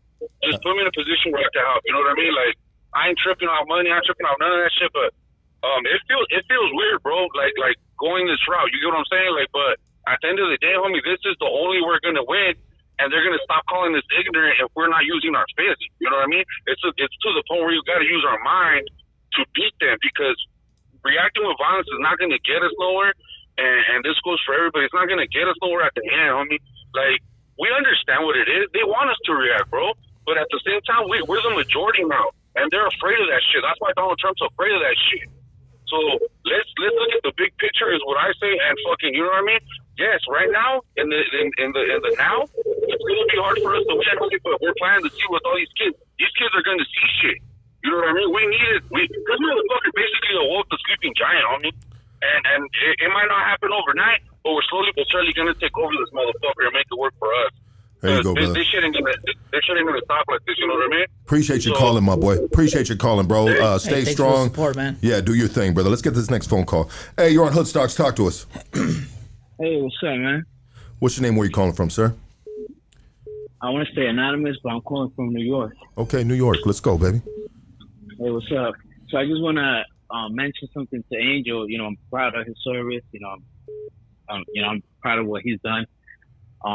But I think the problem with him, well, not with him, I'm sorry, but the problem that he's having is that he gave his opinion in this podcast, because, you know, this podcast is more like, you know, like that G style, like gangster style. Yeah, and that's what I was going to ask you too, bro. Do you think it's because on this podcast, Hood Stocks, bro? Yeah. I think so. Some discrimination going on? I think so, because it's a street podcast, even though we've had a lot of vets and, you know. I think if I would have said it in another podcast, they still would have gotten upset. But I think who and where just added it a little bit to it. Damn, bro, that sucks, man. Yeah, because you got to remember, you know, a lot of like Caucasian people, they don't like that criminal shit, you know. So the fact that you We don't probably promote went that there right here, though, bro. We right. have people No, share their no. testimonies. You know, we don't promote. No, I know you don't. We you don't promote promote entrepreneurship. but We promote growth. We promote take care of your family, bro. I mean, the list is long. As if you've been listening to this shit for 6 years plus, we've been here. We do not promote none of that stuff. Do we have some of these dudes on here and we laugh about and we reminisce? Yes, you know what I mean. Just like vets might reminisce about being in war and, you know, doing things. Obviously, in that side, it's legal, right? But, you know, some of it is kind of, you know, it's a little grimy too, right? You know, let's be real about it. But go ahead, brother. Yeah, my bad. I didn't mean it like that. Like, what I mean is, like, they probably see it like that. Get me? I get that, and I hear that. Even though through the ranks of this city, I've you know, a lot of messages have trickled down to me from law enforcement, from courthouses, from lawyers, district attorneys, so on and so forth, and they have all. I've gotten nothing but positive feedback from that side of the community in regards to just you know, having a platform for individuals to share their story, you know what I mean, and share their growth, you know, and inspire each other to be better and do better, you know, and I think that's been the overall message right here on Hoodstocks. Yeah, I know. I've been watching your channel for a while, you know, on and off, but yeah, you know, that's my opinion on that. And you know, what he said was nothing wrong, man. Like me, I'm Salvadoran American, you know, and I've been through some racist shit myself with Caucasian people in my workplace and throughout my life with teachers and shit. And you know, and I'm not even like, you know, not to say that like this, but I'm like a light skinned dude, you know, and I still been treated like I've been called spiffy shit. So I understand, you know, how racism still exists. We all know that, you know what I mean? And it is what it is, bro. We're all racist, bro. I'm racist as fuck, bro. You know what I mean? I do it in a funny way, you know, I don't like super mean it, but you know, maybe I do. I don't know. But I think it's the way of the world. You know what I mean? If you're white, you're white. If you're black, you're black. You know what I mean? If you're Mexican, you're Mexican. If you're Chinese, you're Chinese. You know what I mean? I'm Chinese. Everybody else is stupid. Watch me put this computer together, this program. I mean, everybody's got their strengths and weaknesses, and a lot of people like to, you know, strut their strength, as they should. You know what I mean? But it's the way of the world. Anyone to not say that they don't have, I don't got a racist bone in my body. You just lied. You know what I mean? Everybody is by default. You know what I mean? The way we were raised, we're racist against each other. You know, it is what it is. None of that shit phases me until I see it like abruptly in front of my face, and then I'm just like, all right. You know what I mean? You want to smoke. You know what I mean? And of course. you know. But hey, I appreciate you calling, bro. New York, stand up. Let's go. Let's go. We got some more callers coming in right now. Yeah, good topic. Some of the things that they said is that, look, one of them, you know, that side doesn't like this, you know, this side right here, you know, because of the illegalness and all this and that. Let me tell you something. Once again, I base a lot on what I do and what I say off experience. That side does borderline illegal things all the time. All the time. All the time. And I was telling this to my son. I was like, look, because he's getting older, and now I tell him more about me. I told him, I was like, hey man, you know, I used to be a gangster, right? And he goes, yeah. I'm like, you know, I would do things in this world, but then when I joined the military, I was doing the exact same thing, but then I would get awards and medals, and. You know, when we hung out, I remember there's a moment where we heard something in the backyard, and everybody, you know, who was prior service, we were all prior service. Well, actually, one of them was still in. One of the guys goes, all right, without getting up, get your gun. And everybody reached and pulled a gun out of somewhere. And they all had guns. And I was like, and I even said it out loud, I was like, you motherfuckers are more strapped than hood dudes. and I told that to my son, and I was like, look, we just want not to be messed with. And so we carry. And yes, we're misguided in a way, but the basic principles of not to be messed with is on this side and is on this side. But if you have guns on this side, then you're bad. Yeah. But if you have a bunch of here, then you're cool because you got a lot of guns.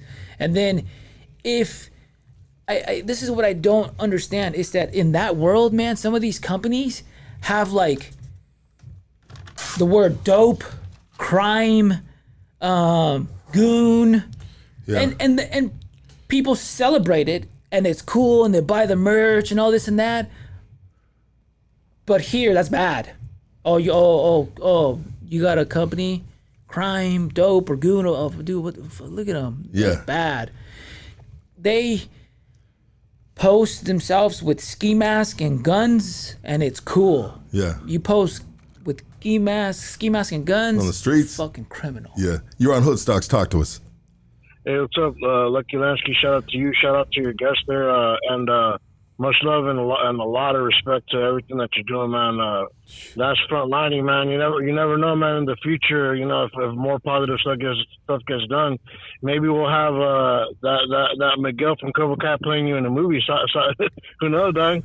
But yeah, with all the impact you're going to be making, and we support you all the way. But I wanted to comment on a couple things that you guys are talking about, because I'm a first generation Mexican American, and I've seen both worlds. What it's like in Mexico, the time that I visited and stayed out there a couple months, and just information on like how people live out there. Like the type of chances that certain people might have, like compared to people that live in the cuts. Like removed from bigger cities and opportunities and stuff like that. And like you guys are saying, I've been around people that are struggling here in parts of the U.S. and like you guys are saying, you guys should get in the right way. And here's the thing, like it kind of goes back to the past, but I'm not going to linger on it. To the victor goes the spoils. I remember my dad telling me that the U.S. like when they won and supposedly paid off when they took all that land and gave them pennies for it, that they made it seem a little bit better on the U.S. side. But my dad said that when he was a student in Mexico, that over there said like, oh no, everything the way that they taught history is freaking, they freaking jacked us up and freaking took our stuff and gave us pennies. Not the way that they're telling the story over there, but they get to tell their story. But and I say that to say this: when I did my first communion, and my catechism over there in Mexico, and I was around kids that they can't afford to go to school, bro. Not everybody can go to school and get educated and get those good jobs. Some people have to work to make tortillas and freaking sell tacos on the side with their family. As kids, and some of my cousins included that I got to meet over there. So they don't even know how to read or write. And these fools are over here expecting us to already know how to speak English and read and be able to save up the right amount of money to get in. And what I'm saying is, at the very least, for the neighbors that they stole the freaking estates from, they should at least make it a little bit more fair. And then just in general, for other people trying to get in, make it as fair as it would be. I'm not saying make it a free ride, but make it as easy, make it as fair as it would be for a rich country, because in richer countries, they make it a thing to where they already got to speak English for the tourism. So we don't got it like that over there. But another thing, a suggestion that I would say that might make an impact for us to voice our concerns and to convince the orange guy to, because I'm a conservative, bro, but I completely disagree with the way that this fool's doing things, because this fool went from a G to basically doing what he became what he didn't like, a politician. I think because he pretty much lied to everybody what he was going to do. That's why he lost a lot of support. Yeah, he lost Joe Rogan. He lost Candace Owens. He lost a lot of conservative support. Elon Musk. Elon Musk, yeah, the first to go. So that should have told all us the Mexicans, Americans in the United States, basically. Exactly. And then if you guys remember that lady that Boys crashing out. Yeah, I remember that lady that I'll end it on this. Remember the lady that sent a letter to Trump trying to poison him? I think it had like ricin or something laced. So imagine if she was able to easily. It went through Secret Service and they caught it, but she was able to send a letter that got caught through them and it came out in the news. Like, I think if we were to all get together, like, I'm not saying to do that, but if we were to all get together and send emails and letters like expressing ourselves, obviously, people that they might not be able to go against. Obviously, people with good records, stuff like that. I'm sure we all know a bunch of people that can send letters and get together and get a little organized and be like, hey, look, like we're lawyers on this side and we have friends on this side that have different types of jobs we know we have a little bit of information on this and that. How about you guys do this, or like work with us, meet us halfway, and let's come up with some solutions. That way we're not you're not like tearing this place up like if we're in enemy territory when we're in the goddamn United States, and we should act as such and with some class. But keep up the good work, gentlemen, and I wish you luck there, Rangers. And you guys are going. You too, bro. Thanks, man. Thank you, man. Yeah. A lot of people have a lot to impact, man, on this conversation, on this topic. You hear people calling in, and I haven't heard this many callers be so long-winded in regards to what they want to get off their chest. A lot of times it's just a direct, but this is how it really is right now. The climate is right now. People are, people want to talk. People have something to say. You know what I mean? Hold on, let me do this real quick. Hey, you're on Hoodstocks. Talk to us. Wait, not that. You had no caller ID, bro. I hung up on you. The Las Vegas number that was calling right now, there it is right there. Let's get you in, bro. Hey, you're on Hoodstocks. Talk to us. Quick question from my point over here. Go ahead, bro. Hey, you were in the Army, right? I was in the Army, yeah. I remember seeing the last episode and shit. Fucking, that was a good episode, and you were disarming bombs and all that. Were you a 12 Bravo? Yeah, I was. Oh, shit. Fuck yeah, bro. 11 Bravo. My bad. Looking for calling a shit ton. No, Still you're good, active. bro. No, you're good. Go ahead. Talk to Angel. Still active. 7 years in. By the time this contract's over, years, probably going to go for a full 20. Damn. Hey, man, do your thing, man. Do your thing, man. And that's awesome, man. I hope you're very successful in what you're doing right now. Yeah, no, thank you, bro. Hey, I just wanted to show love. My bad for calling a lot. I'm fucking cooking some papas. That's right, brother. Enjoy. It's all good, man. Have a good day. You too, bro. too. What do you say about Popeyes at the end? It's Papa's. Oh. Yeah. So the dude is an Army Ranger too? Is that what was saying? No, he was so 12 Bravo is like your MOS, so the number that's assigned, it's a number and a letter, and then he's an 11 Bravo, so he's an infantryman. Okay. And then I was a 12 Bravo, which means combat engineer. Oh, got you. That's tight. You're on Hoodstocks. Talk to us. Yeah, my question to your guest is, how is it being a Chicano and going to Iraq and Afghanistan? How did that help you with your current life situation?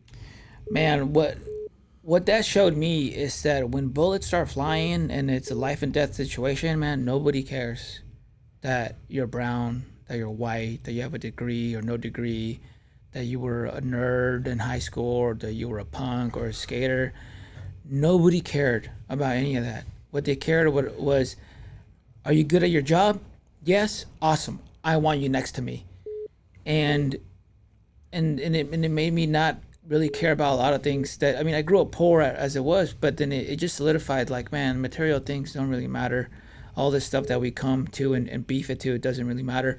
But what it did show me is that I knew the entire time, even though, yes, I'm an American, I have an U.S., patch on my chest, but I represent brown, and I try to represent that as properly as possible, because at the end of the day, man, whether you want to or not, you're representing people. So I just tried to do my best.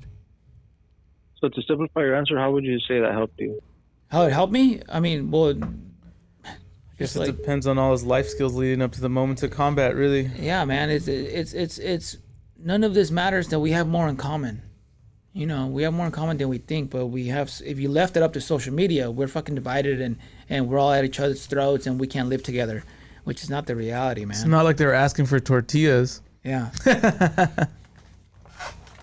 If that doesn't answer, I'm sorry, man. So I'm sorry, man. So would you say that it did help you, or would you say it's about the same? Or? I mean, no, it did help me. Like, the whole experience, of course, helped me because, I grew. But you don't regret it, right? No, I don't regret any of it, man. It gave me confidence. It made me believe that, hey, as corny as it sounds, when someone's like, hey, you can do whatever you want, you just got to put in the work and believe that is true. I learned that in the military. So when I got out, I was set up for success because of the things that I learned in the military, like discipline, hard work, and really that, it's all mindset. Yes, you have to meet the physical requirements, but like the mindset is everything. How do you think I made it into the special operations community when dudes who look like Thor would quit in the selection process? It's because they didn't have a strong mindset. That's crazy, huh? I know. Yeah. Hey, your mind, body, and soul, right? Yes, sir. Hola, pues. Gracias, everybody. All right, bro. Let's go to the next caller. Have a good night, doggy. Let me see. Decline the no caller ID. Call without no caller ID, and you will get through to this magical kingdom of Hoodstocks, where we answer all your questions with sometimes the right and wrong answers. Let's see. Hey, you're on Hoodstocks. Talk to us. Yo, I got a question for the guest. Shoot it. If a nation enacts a law that retroactively strikes citizenships from certain naturalized immigrants based on newly discovered evidence of fraud during their application, you know what I mean? How does that interact with principles of due process and international norms against statelessness? What do you think? What did he say? Bro, well, hold on a second. Did you just read that off a piece of paper? Seems like it. No. Why? Because it sounded very, very like you're reading off paper, and it actually sounded like you just learned how to read about a week ago. Can you simplify? Can you? Yeah, no, I'm just fucking with so you. So dog. he's basically saying if ICE deems that if they detain you and they deem that you may have committed fraud, they could rip your citizenship and to send you wherever. Yeah. That's basically what he said. Well, if that's true, man, I mean, come on, man. You know that's not right, but it's just to show you why people have this fear is that even though they did it legally, that it can be taken away, and you did nothing wrong, and which makes the fear that the community has even more real. Yeah. You're on Hoodstocks. Talk to us. Hello. Hey, real quick, I just want to give a shout out to your guest, Angel Cortes. Salute, brother. Salute, homie. He's the guest. Oh, I got to shout out the guest, you know. Hey, Lucky, real quick. Any so my tata still can't make a dollar. Anybody home, Mr. 38 revolver? Holla. No, I need change. Heard he healed the hurt. I heard he killed the pain. Homie down the street left him dead in the dirt. Know his mama going grave. Clouds in the sky bring tears on the grave. Still smell fresh. Still smell death. Let the pussy rest. But the drug got his can't wait to fuck next. Ring for the parade like a goon in your home. Goon in the mall. Hey, let's go, baby. Hey, That's just tight. Call in and just fucking rap that out, homie. Hey, my dog. Game, homeboy. I pumped that shit over and over on repeat, dog. Appreciate you. Game, homeboy. Thank you, my That's dog. right, big love. Appreciate you, my dog. Salute to you. What's up, homie? Hey, let's go. Number one on the charts, homeboy. Sheesh. Let's go. Sometimes. Yeah, thank you, dog. That's love right there. Hey, you're on Hoodstocks. Talk to us. What's up, Lucky? Oh, chilling. What's your name? Where you calling from, brother? Fernando, bro. I stay up north, but I'm from Baldwin Park. Okay. But I have a question for you guys. Say there's a reform, right?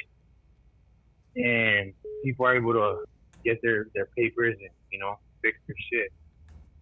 Do you think people will forget about everything that's happened? No. That's why I said all the Border Patrol, HSI, ICE agents went away, the damage is done. People will not forget this. On both sides. On both sides. Adults are traumatized by this stuff. Kids, whether they know it or not, are traumatized by this. It makes the hey, I don't trust the government. It makes that even more permanent in some of these individuals' minds. And somebody like me who's pro law enforcement, who's trained law enforcement, who has family and friends law enforcement, when I see the government do that, it's like I support them, but it makes me want to believe even less in the system, that I refused to vote for the last couple of years because I felt like both sides are just fucking a bunch of liars.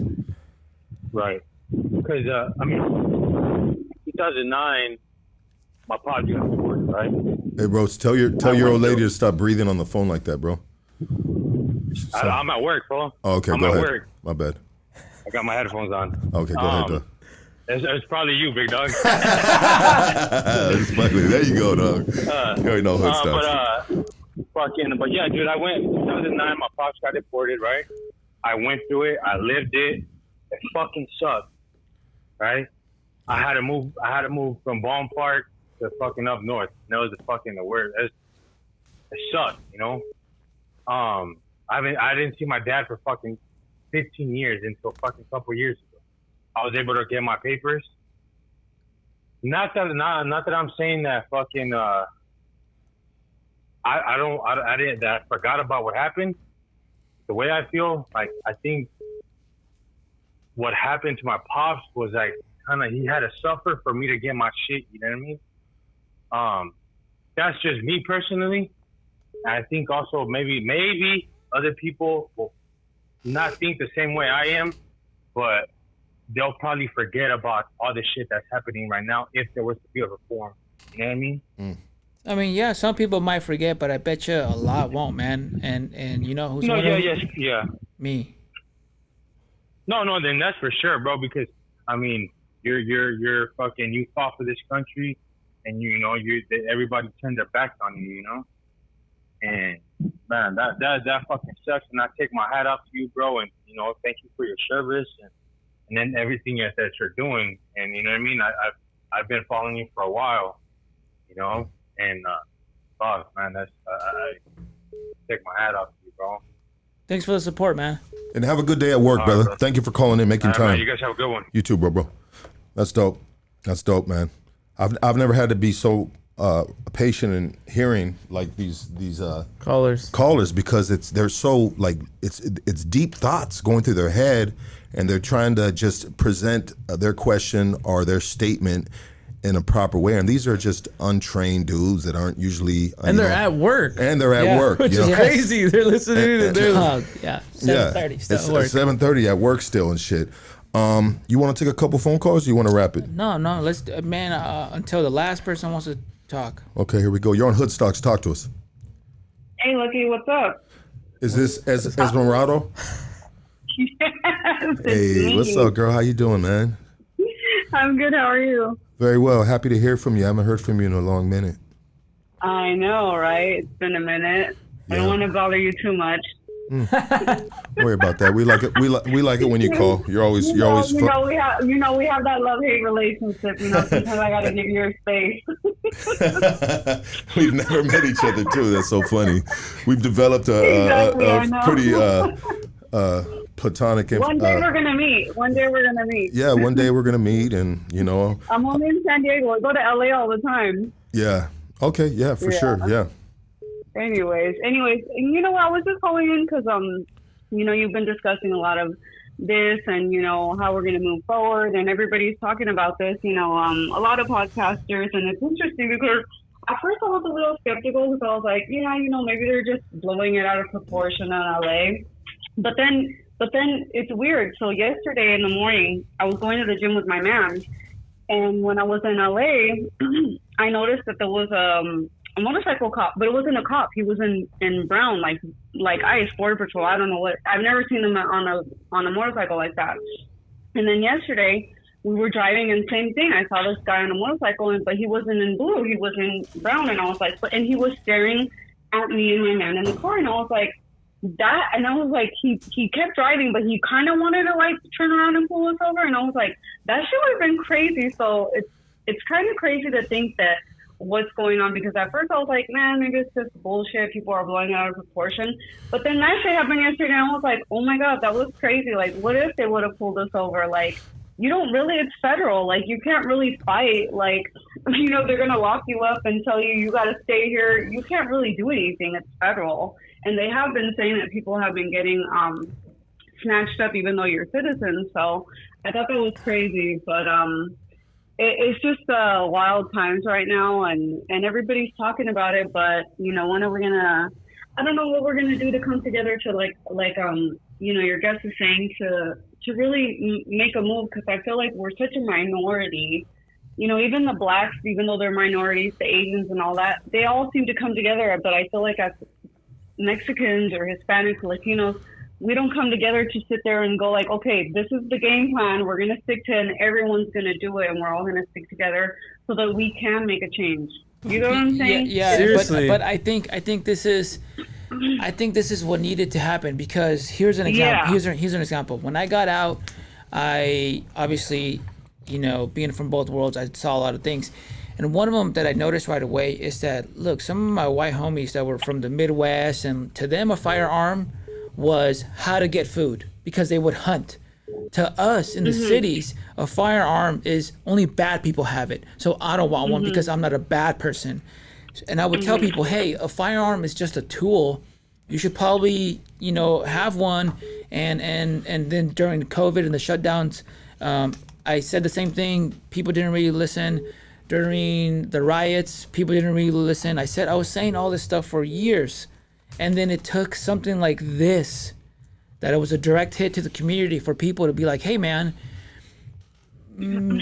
I want to exercise, my Second Amendment. I want to start training, or I realize I have a lot of guns. I'm getting so many messages from people being like, look, man, like, I don't have a gun, or I do have a gun and I've never trained. Now I want to train. So I'm always a more, glass is full type of guy. And I think this is the thing that wakes us up, because I've gotten so many messages of people saying like, hey, what can I do? What should we do? And, some of the things, we can't do something now. We got caught slipping. What we can do and what we should do is, one, exercise our Second Amendment right. Train. We need to be healthier as a community. We need to hit the streets, as in go run, hit the gym, hit the books, because it is harder for a group to be controlled, push around, and take advantage of when they're smart, strong, armed, and well trained. Yeah, for sure. Because I feel like, especially during COVID, people just rolled over and gave up their freedoms and their rights. And it's like, hey, you know what? We have these freedoms and rights for a reason. Let's not just roll over and give them away, So I think you're right. That definitely, that's a step forward, and we just need to keep on making steps to keep going forward and kind of get that ball rolling. Get that tumbleweed getting bigger and bigger so that everybody can get on board. And, and as a community, everybody step up to the plate, because, we can all sit there and say, oh, yeah, we agree, but we need to not just agree. We need to not just talk about it. We need to do something about it, because, it's not right. I'm not like, I feel like if people are here for a long period of time, they should learn the language. They should start trying to get their citizenship. And I get it. There are certain things that happen that people don't do it, but it really is important. And I think that we need to try to take the initiative and start doing that stuff, so that we're not here for 10, 20 years and you still haven't even done anything. And then you put yourself in this vulnerable situation where, technically they have the right to sit there and kick you out because you never did do anything. And this is all you know, but technically you didn't do anything to kind of give yourself some type of security here. So, there's just a lot that needs to happen. So I think that we just need to keep educating ourselves and helping each other out. I agree, because, on another podcast, I was saying look, as much as all this stuff that is happening is bad, look, we have to hold ourselves accountable as a community. And a lot of us right now are scared, and we're scrambling what to do, when you need to take a hard look. And this isn't victim blaming or anything like that, but for the last couple of years, instead of getting your mom papers, instead of getting your self papers, what were we doing? Taking cool little trips to Europe, to Vegas, to Miami. Yeah. And then now I'm like, fuck, I need to get my mom papers, I need to get this papers. Or you know what? We know our position, yet we fuck around and get DUIs. And then, so now if we were to put our papers in, we automatically screwed because we fucked up. Yeah, exactly. You're right. People got to take accountability, right? Is that what we're basically getting down to? Got to take accountability for just being here, and not taking the full advantage of staying here. Of making the right moves. But anyways, Esmeralda, thank you so much. Talk to you next time. Yeah, no problem. All right, bye. It's Esmeralda right there. Esmeralda Rivera. She's related to that one talk show host. Geraldo. Yeah, how come? I mean, not that I'm super deep in it, but how come we don't see any immigration attorneys really having a huge voice in social media right now, kind of guiding the people in a way? Wait, what was that? So why don't we see any immigration attorneys speaking out and actually taking the lead on Well, I mean, I heard one on Brown Bag, the podcast. Okay. I heard them talking about some things. I've seen some videos circulating. The thing is, man, there's so much online. There is so much. Like, for example, one of the things that happened, like, remember last time I was here and I said, hey, man, I lost like 400 or 500 followers immediately talking about immigration. That number has now doubled, if not tripled. But you know what happened? I got like 3,000 followers, and because the people who do have regular looking profile pictures, the vast majority are brown. And they're like, bro, I've never even heard of you. I'm glad you spoke out. I'm glad somebody in your position spoke out. And so many of these, like, bro, I didn't even know like there was brown people in the special operations community and all of this stuff. And it's like, I've been around for years and some of these people are barely finding me. So I think there are attorneys out there, but they're not in our feed. You know what? I say this, even before, and I'm going to get this Phoenix call right now. Matter of fact, let me get it real quick. Hey, brother. Oh, shit. Okay, so before this mass deportation has taken place right here in California, ICE, I forever see immigration lawyers. You know, they're all over the fucking up and down Olympic. They're all over the hoods, immigration lawyers. Yeah. You know? Or immigration conmen. Yes, Maybe there's that too, man. maybe that There's too, that too, which makes the people that want to do it legally be like, you know what, man, why? So they can take my money? And then when you said that the church took your family's money, I was just like, man, that's the churches are like the biggest scams these days. You know what I mean? Bro. I hate to say that. I- But I'll say this for I'm half Jew, bro, and I study the Torah, right? Yeah. And I want to go to synagogues, but you know what synagogues do, bro? They charge a membership fee, bro. Like, what kind of shit is that? Oh, damn. Membership fee, you know? And then you can go to the Christian church for free.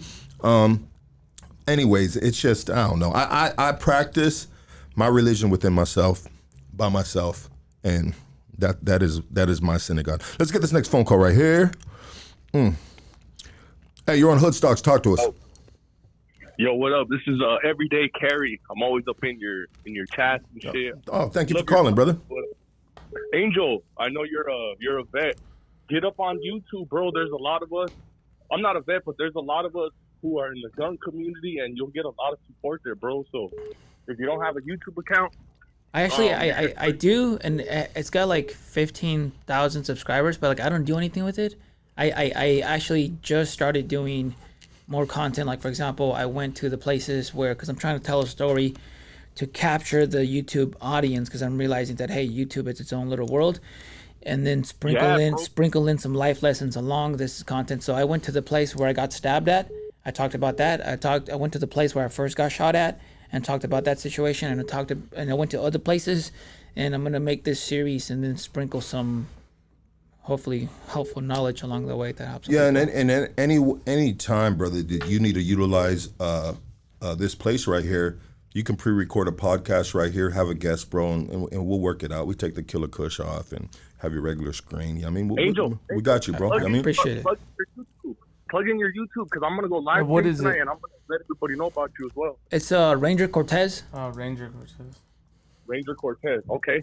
And then, as a matter of fact, all of my combat footage, or not all, but a lot of it is fucking on there, and you'll see like. Hell yeah, I'm gonna plug you in tonight on my live streams. I go live stream every night, dog. I just talk about straight guns and stuff like that. So appreciate you guys taking my call. Thanks, Lucky. Hey, appreciate you. You guys can see it on the. Appreciate your phone call, brother. Right Have a now. good night. Yeah, there it is right there. Angel Cortez, man. Ranger Cortez. Oh, Ranger Cortez. I'm sorry. Yeah. How many subscribers you got, bro? 15.5K. Well, you got some numbers right there, though. Yeah, I got to start loading up because I actually lost my monetization because I stopped.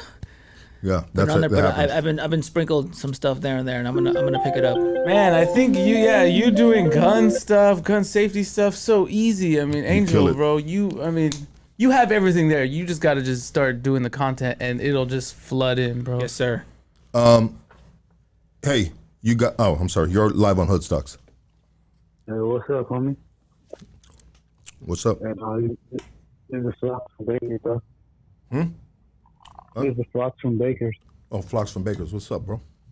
And nah, dog. Hey, just keep doing what you're doing. Just want to say what's up. And tell Casey he stole me $50. Okay, for sure. I got you, dog. Fuck my bad. I got lost in the mail, homie. Got you, bro. Yes, sir. Thank you, dog. Appreciate the call, dog. Bakersfield, stand up, man. Casey, how many bottles of baby oil? No, we're not asking. 1. Shout out to Rated R, man. Shout out to Rated R. Much love to Rated R. Let's go. Hey, you're on Hood Stocks. Talk to us. Peace. What's that? Is this what? What's up, brother? Peace. Hey, peace. It is Lucky. Yes. Hey, brother, I want to shout you out, man, for doing your great show. I know you've been on for a minute. Been watching you since maybe about 2 years ago. I wanted just to shout you out, man. Keep doing what you're doing. What I want to ask you is, I've been watching your show. What I really impressed with your podcast is that you bring everyday people to your show, like this gentleman here. Are you ever thinking about maybe somewhere down the line, maybe writing a book about your life and also including people like him in that book? I would love to see something like that. Yeah. I'm actually, me and Casey have talked about it, about me writing a book. And then, I press him, dude, trust me. And then going on like a book tour type of thing. And, and that would probably help grow the platform as well.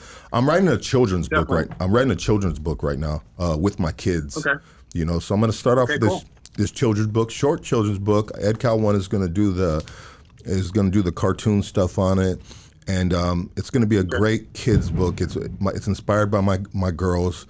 And so baby steps, bro. You know what I mean? It's not. Yeah. That is so awesome. And I want to shout. I know someone earlier called and they were rapping your lyrics, man. And I'm gonna tell you, man. Like hearing your music inspires me. And I once in a while I'll shout you out on your videos. And I want to see more of your music, man. I want to see some collabos.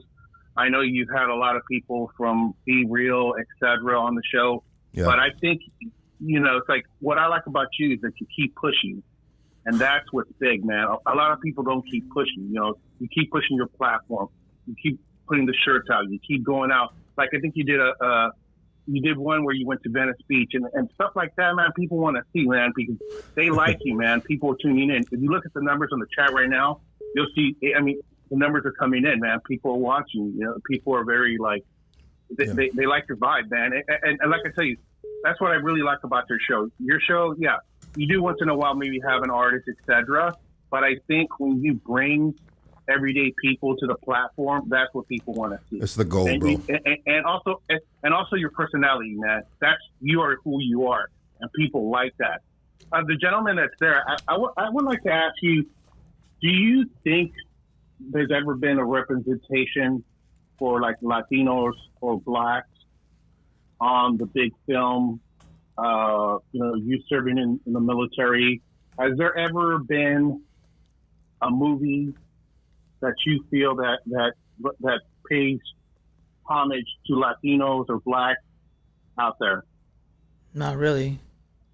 I mean, for example, I found out a while ago, because they don't talk about it, man. They don't talk about a lot of things. I didn't know that, Mexicans, Hispanics have fought in every single war that the United States has ever been in.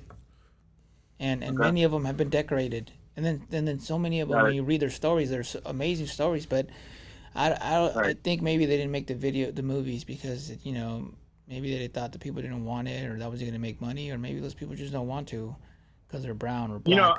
I don't know, man. And I can tell you guys, if you have a moment, I'm not going to ask you to read the whole book because I know sometimes people will tell you, listen to my album, read my whole book. But I'm going to tell you a book that I read once, and one of my friends had told me about it. It was from a writer. He's a Latino. It was called Shifting Loyalty by Daniel Cano. Okay. He was a teacher, and he talked about Vietnam and what he went through. And I've always said to myself, how come Hollywood doesn't do a movie about Latinos or blacks who served in the military? There's, and that's not a color thing. It's more, we don't see us up there, whoever it is, I would love to see, I challenge, the producers, the directors out there to do a movie like that. And I think that's why people like Tyler Perry and that black comedian who's making all those scary but good movies. I think they took it upon themselves to be like, you know what, man, if they're not gonna put us on, I'm gonna put it on the people. And we haven't had that. And I know little by little. I saw what is it, oatmeal or chata made with oatmeal, or what is that? Yeah. Okay. Bro, that was awesome, and that's how we get the ball rolling, and that's how we do things. Right. But I will say this though, before I forget, man. There's a lot of books, man. There's a lot of books that have become very popular. What is it? Fucking. What's one of your favorite? What's one of your favorite? Before I let you go, because I know you guys are going to take the next call. What's one of your favorite books? The most recent one. David Goggins, Can't Hurt Me, and then before that, I want to say it's the Mission, the Men, and Me. That's an amazing book on leadership that everybody should read. The Mission, the Men, and Me. Okay, cool. I'll check that out on Amazon. Thank you. And Lucky, real quick before I let you go, thank you, sir, man. Real quick, top of the dome here. Top 3 MCs right now. We're not going back 10 years, 20 years, 30 years. Who are your top 3? And it doesn't have to be someone that is in your studio. It can be someone on the East Coast. Who are your top 3 MCs, man? Just quickly. Like and not old school, just in current. Just current, yeah. Today. I'm out the loop, bro. No, you're not. Come on, he man. Said, you're yesterday, man. Yesterday he said Kendrick. Yesterday he said Kendrick for sure. Bro, you know what, bro? I don't even really like rap music these days. I still just I go to what I know, honestly, and I listen to like a lot of rock, heavy metal, oldies. I like reggae. You know what I mean? I like music, bro, with instruments. Because when I listen to music most of the time, it's when I work out and I want to get fired up. I want to get pumped up, you know what I mean? But if I listen to rap music, it's basically timeless rap music, which is old school, you know? I don't listen to the new stuff, but I was at Lux's studio, Lux Tattoo Studio the other day, and he had his playlist going. And I was like, bro, who's that? He's like, oh, that's so-and-so. This is a new artist. And then it was just song after song. And I was like, bro, these are good songs. I said, all this new music? He's like, yeah. And I said, damn, dog, I'm out the loop. You got to shoot me your playlist so I can get up on game. So there's obviously good music still, but I'm just not, I'm not up on it, bro. You know what I mean? My algorithm, bro, is about the age that I am. You know what I mean? And it is what it is, brother. I got you. And well, thank you, man. And you guys have a good one, all right? Yes, sir. Thank you. Man, that Shifting Loyalties book seems really interesting. Absolutely. You know what? This has been an absolute great podcast. This has been a productive conversation. The phone calls have been good, man. If you guys, man, you guys need to tune into the first 30 minutes, man. And that's where the gold is at, if you ask me, in regards to Angel Cortes and what he had to say about, you know, current situation, the current that you're in. And I just want to commend you, brother, for just sticking to your guns, you know, because we live in a society that is just so fucking fake, bro. You know, it just sucks, dog. It sucks. People are fucking fake as shit, dog. Yeah, they are. They, you know, they smile in your face and they turn their back and talking shit. This world that we live in sucks, and it's just not the new, it's the old, it's everybody, man. And the further we move into the future, the worse it's gonna get in regards to, you know, just artificial, nothing's real, everything's fake, AI. I mean, we're moving in dark times, man, and there's just gonna be more and more control, cameras everywhere, everybody's monitored every step you take. I mean, the free world is behind us, you know. It is getting like, bro, I feel bad for my kids, man, because I think my age bracket has, and the age brackets are living right now, you're getting the end of taste of a little bit of freedom in a sense, you know what I mean? But we're headed in such a controlled environment, it's gonna be ridiculous. But they're never gonna know though. The kids that are born today, they're not gonna know they're gonna see it in the history books, they're gonna hear about the, you know, maybe from some of their family, they're gonna see it in some movies, but this AI that's moving, bro, is not good, bro. Yeah. I believe it's fucking bad, bro. It's scary. horrible. It's scary. It's scary, bro. Yeah. Well, you know? I mean, the big beautiful bill that Trump passed adds way more surveillance power to the government. Yeah. Targeting individuals. I mean, other than border security. Bro, I live my life like someone's watching me all the time. Like, that's why, if I do things someone may not like, I already assume there's video of it and people are watching it and so on and so on. But, because before, we even stop this podcast, I want to get a few things clear. One, I feel like we have more in common than we don't. I don't want people to be violent or anything like that. I think we need to be more organized. And what it is that we are such a big part of this country. We always have been, but it's time that we get their respect and a seat at the table. And we need leaders. And my situation is my situation, and I don't want people to message the company, message the people, any of that. Look, if you have a firearm or something like that, you got to train. And right now, the best company out there in our area is them.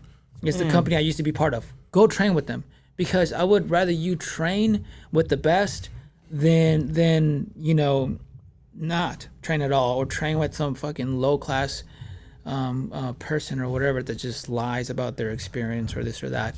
Can I interject for a second? Yeah. Angel, one of my questions was, why aren't you starting a training business that trains our demographic? I mean, I'm in the works of doing that, because I've gotten so many messages of people wanting to train, right? Like, I what people don't understand is when they were like, hey, ICE reached out to us and we're doing this because you said this and you did that. At the same time, you know how many SWAT members, sheriffs, active duty special operation guys have been in my DMs and been like, bro, thank you for saying what you're saying. I am in a position where I can't say anything, where we've been told you better not say anything, and I support what you're saying. So it's like I've gotten a bunch of support from our people that they want training. Am I going to start a train company and make my own team? No, I'm not. But I will train people, because it makes me happy that it doesn't make me happy that it took this for our community to open their eyes, but I am happy that now people want to train. So I am working and buying equipment to train people little by little, because as you can imagine, I had to turn in everything that was not mine. So I'm buying equipment little by little. I will train people. I'm gonna start talking to these people. But I even to this moment, I am telling you, the best company out here is Defense Strategies Group. Go to the training calendar. Go train with them. Every single penny is going to be worth it. They are experienced, and I don't have anything against those guys. This is my fight. I'm brown. I'm first generation. I can't expect them to do what I did. And we have to protest with our dollars in some sense if we support people that don't support you or even stand up for you. Unfortunately, Angel, yes, we get it, but you can't sit here and be this emotional and tell us the community's racist and say go support them. Unfortunately, I have to give you pushback on that. Yeah. But some people are, because I don't want people to be like, hey man, you said that everyone's racist. No, I'm telling you, there's racism in there. There's some racist people that are doing this stuff.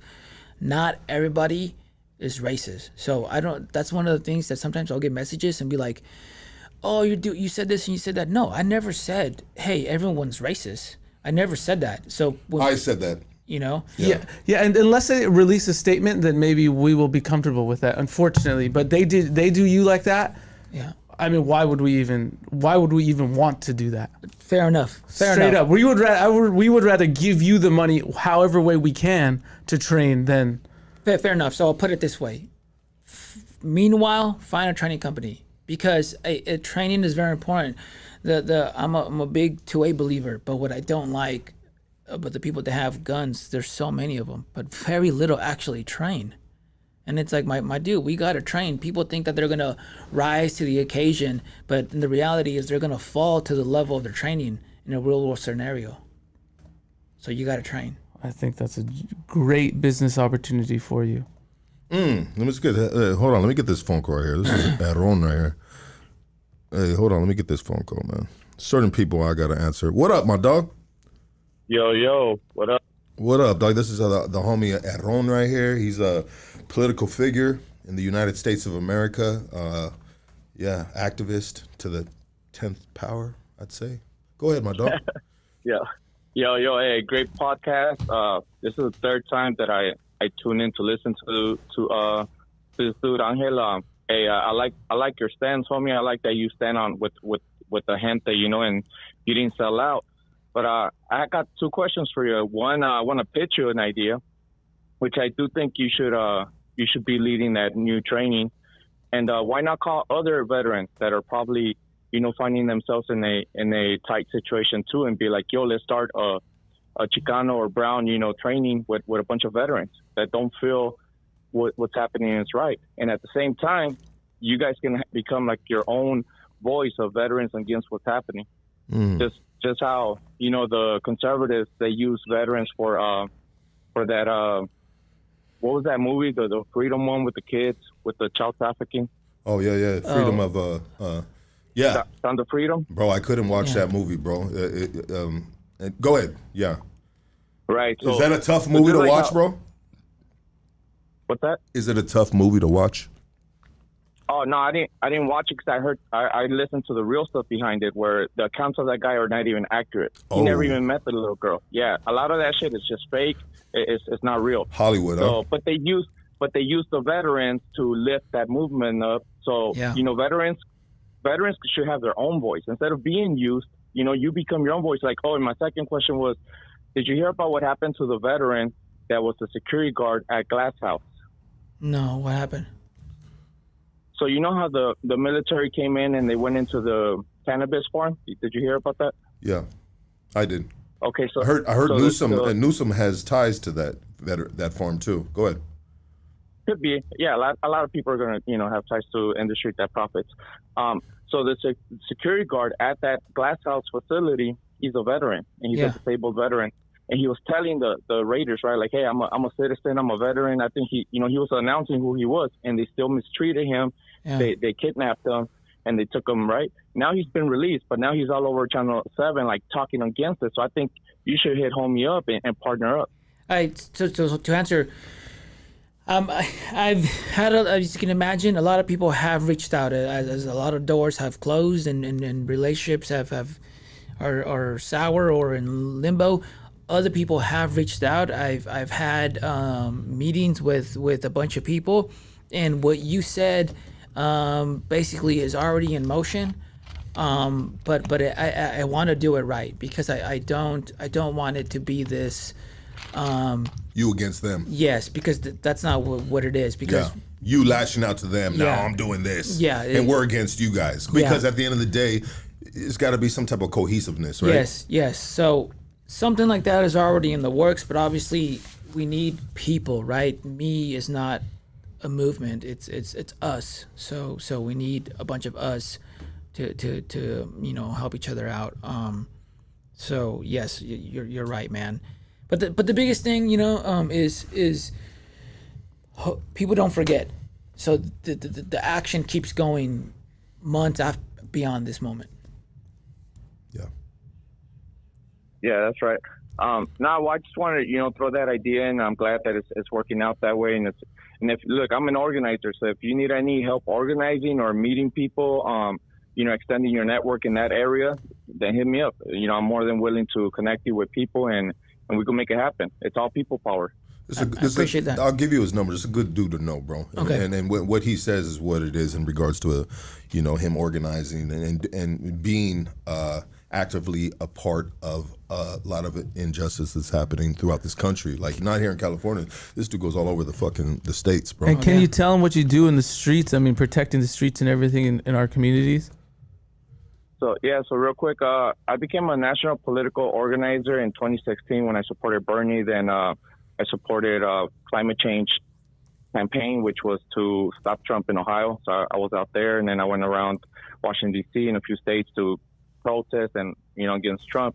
And moving forward now, I'm more of a community organizer, and I'm part of a coalition, self-defense coalition of community members where we patrol our neighborhood. We look out for eye sightings or potential eye sightings, and we'll alert the community. We'll try, our best to intervene within our constitutional rights and so on. I like that. Okay, man. Thank you for reaching out, and I'll get your number, and definitely, man. Let's link up and see what we can make happen. Okay, got it. All right, brother. Hey, a good podcast. Thank you, dog. Have a good night. Community is a beautiful thing, man. And it feels good when you can have a productive conversation, podcast, and just overall like junta within the community. You know what I mean? Yes, sir. Where everybody can call in and share their thoughts, and it's just it's the power of podcasting, man. Of having these platforms, man, and not having to worry about jumping into mainstream media where you won't get the platform to speak freely. 100%. Power the community, man. Make sure you guys, speaking of power of the community, make sure you run these numbers up. Schindler's List starting lucky. What the fuck? We got 400, 500 people right here.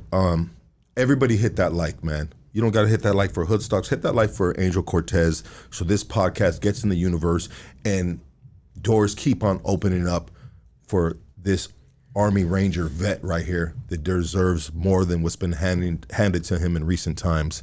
Let's empower the people that deserve it, and we need to empower Angel Cortes. Any plugs heading out of here, bro? How can people? Yes, to support what we're doing, what I'm doing, what I've been doing for the last couple of years. Go to OG Pumpkin, Google OG Pumpkin, hit the store. We got rash guards, jiu-jitsu, which attire, people use it for surfing as well, hats, stickers. We're gonna have more stuff. Follow the page, but more importantly, even is tell people the mission that we're doing, and more importantly, I can't stress this enough. Please do not message the old company I work for. I don't want to get any messages about people getting messages because it distracts from the work that I've been doing, that I'm gonna keep doing. So please spare them for now. Don't do it. Don't listen to Casey.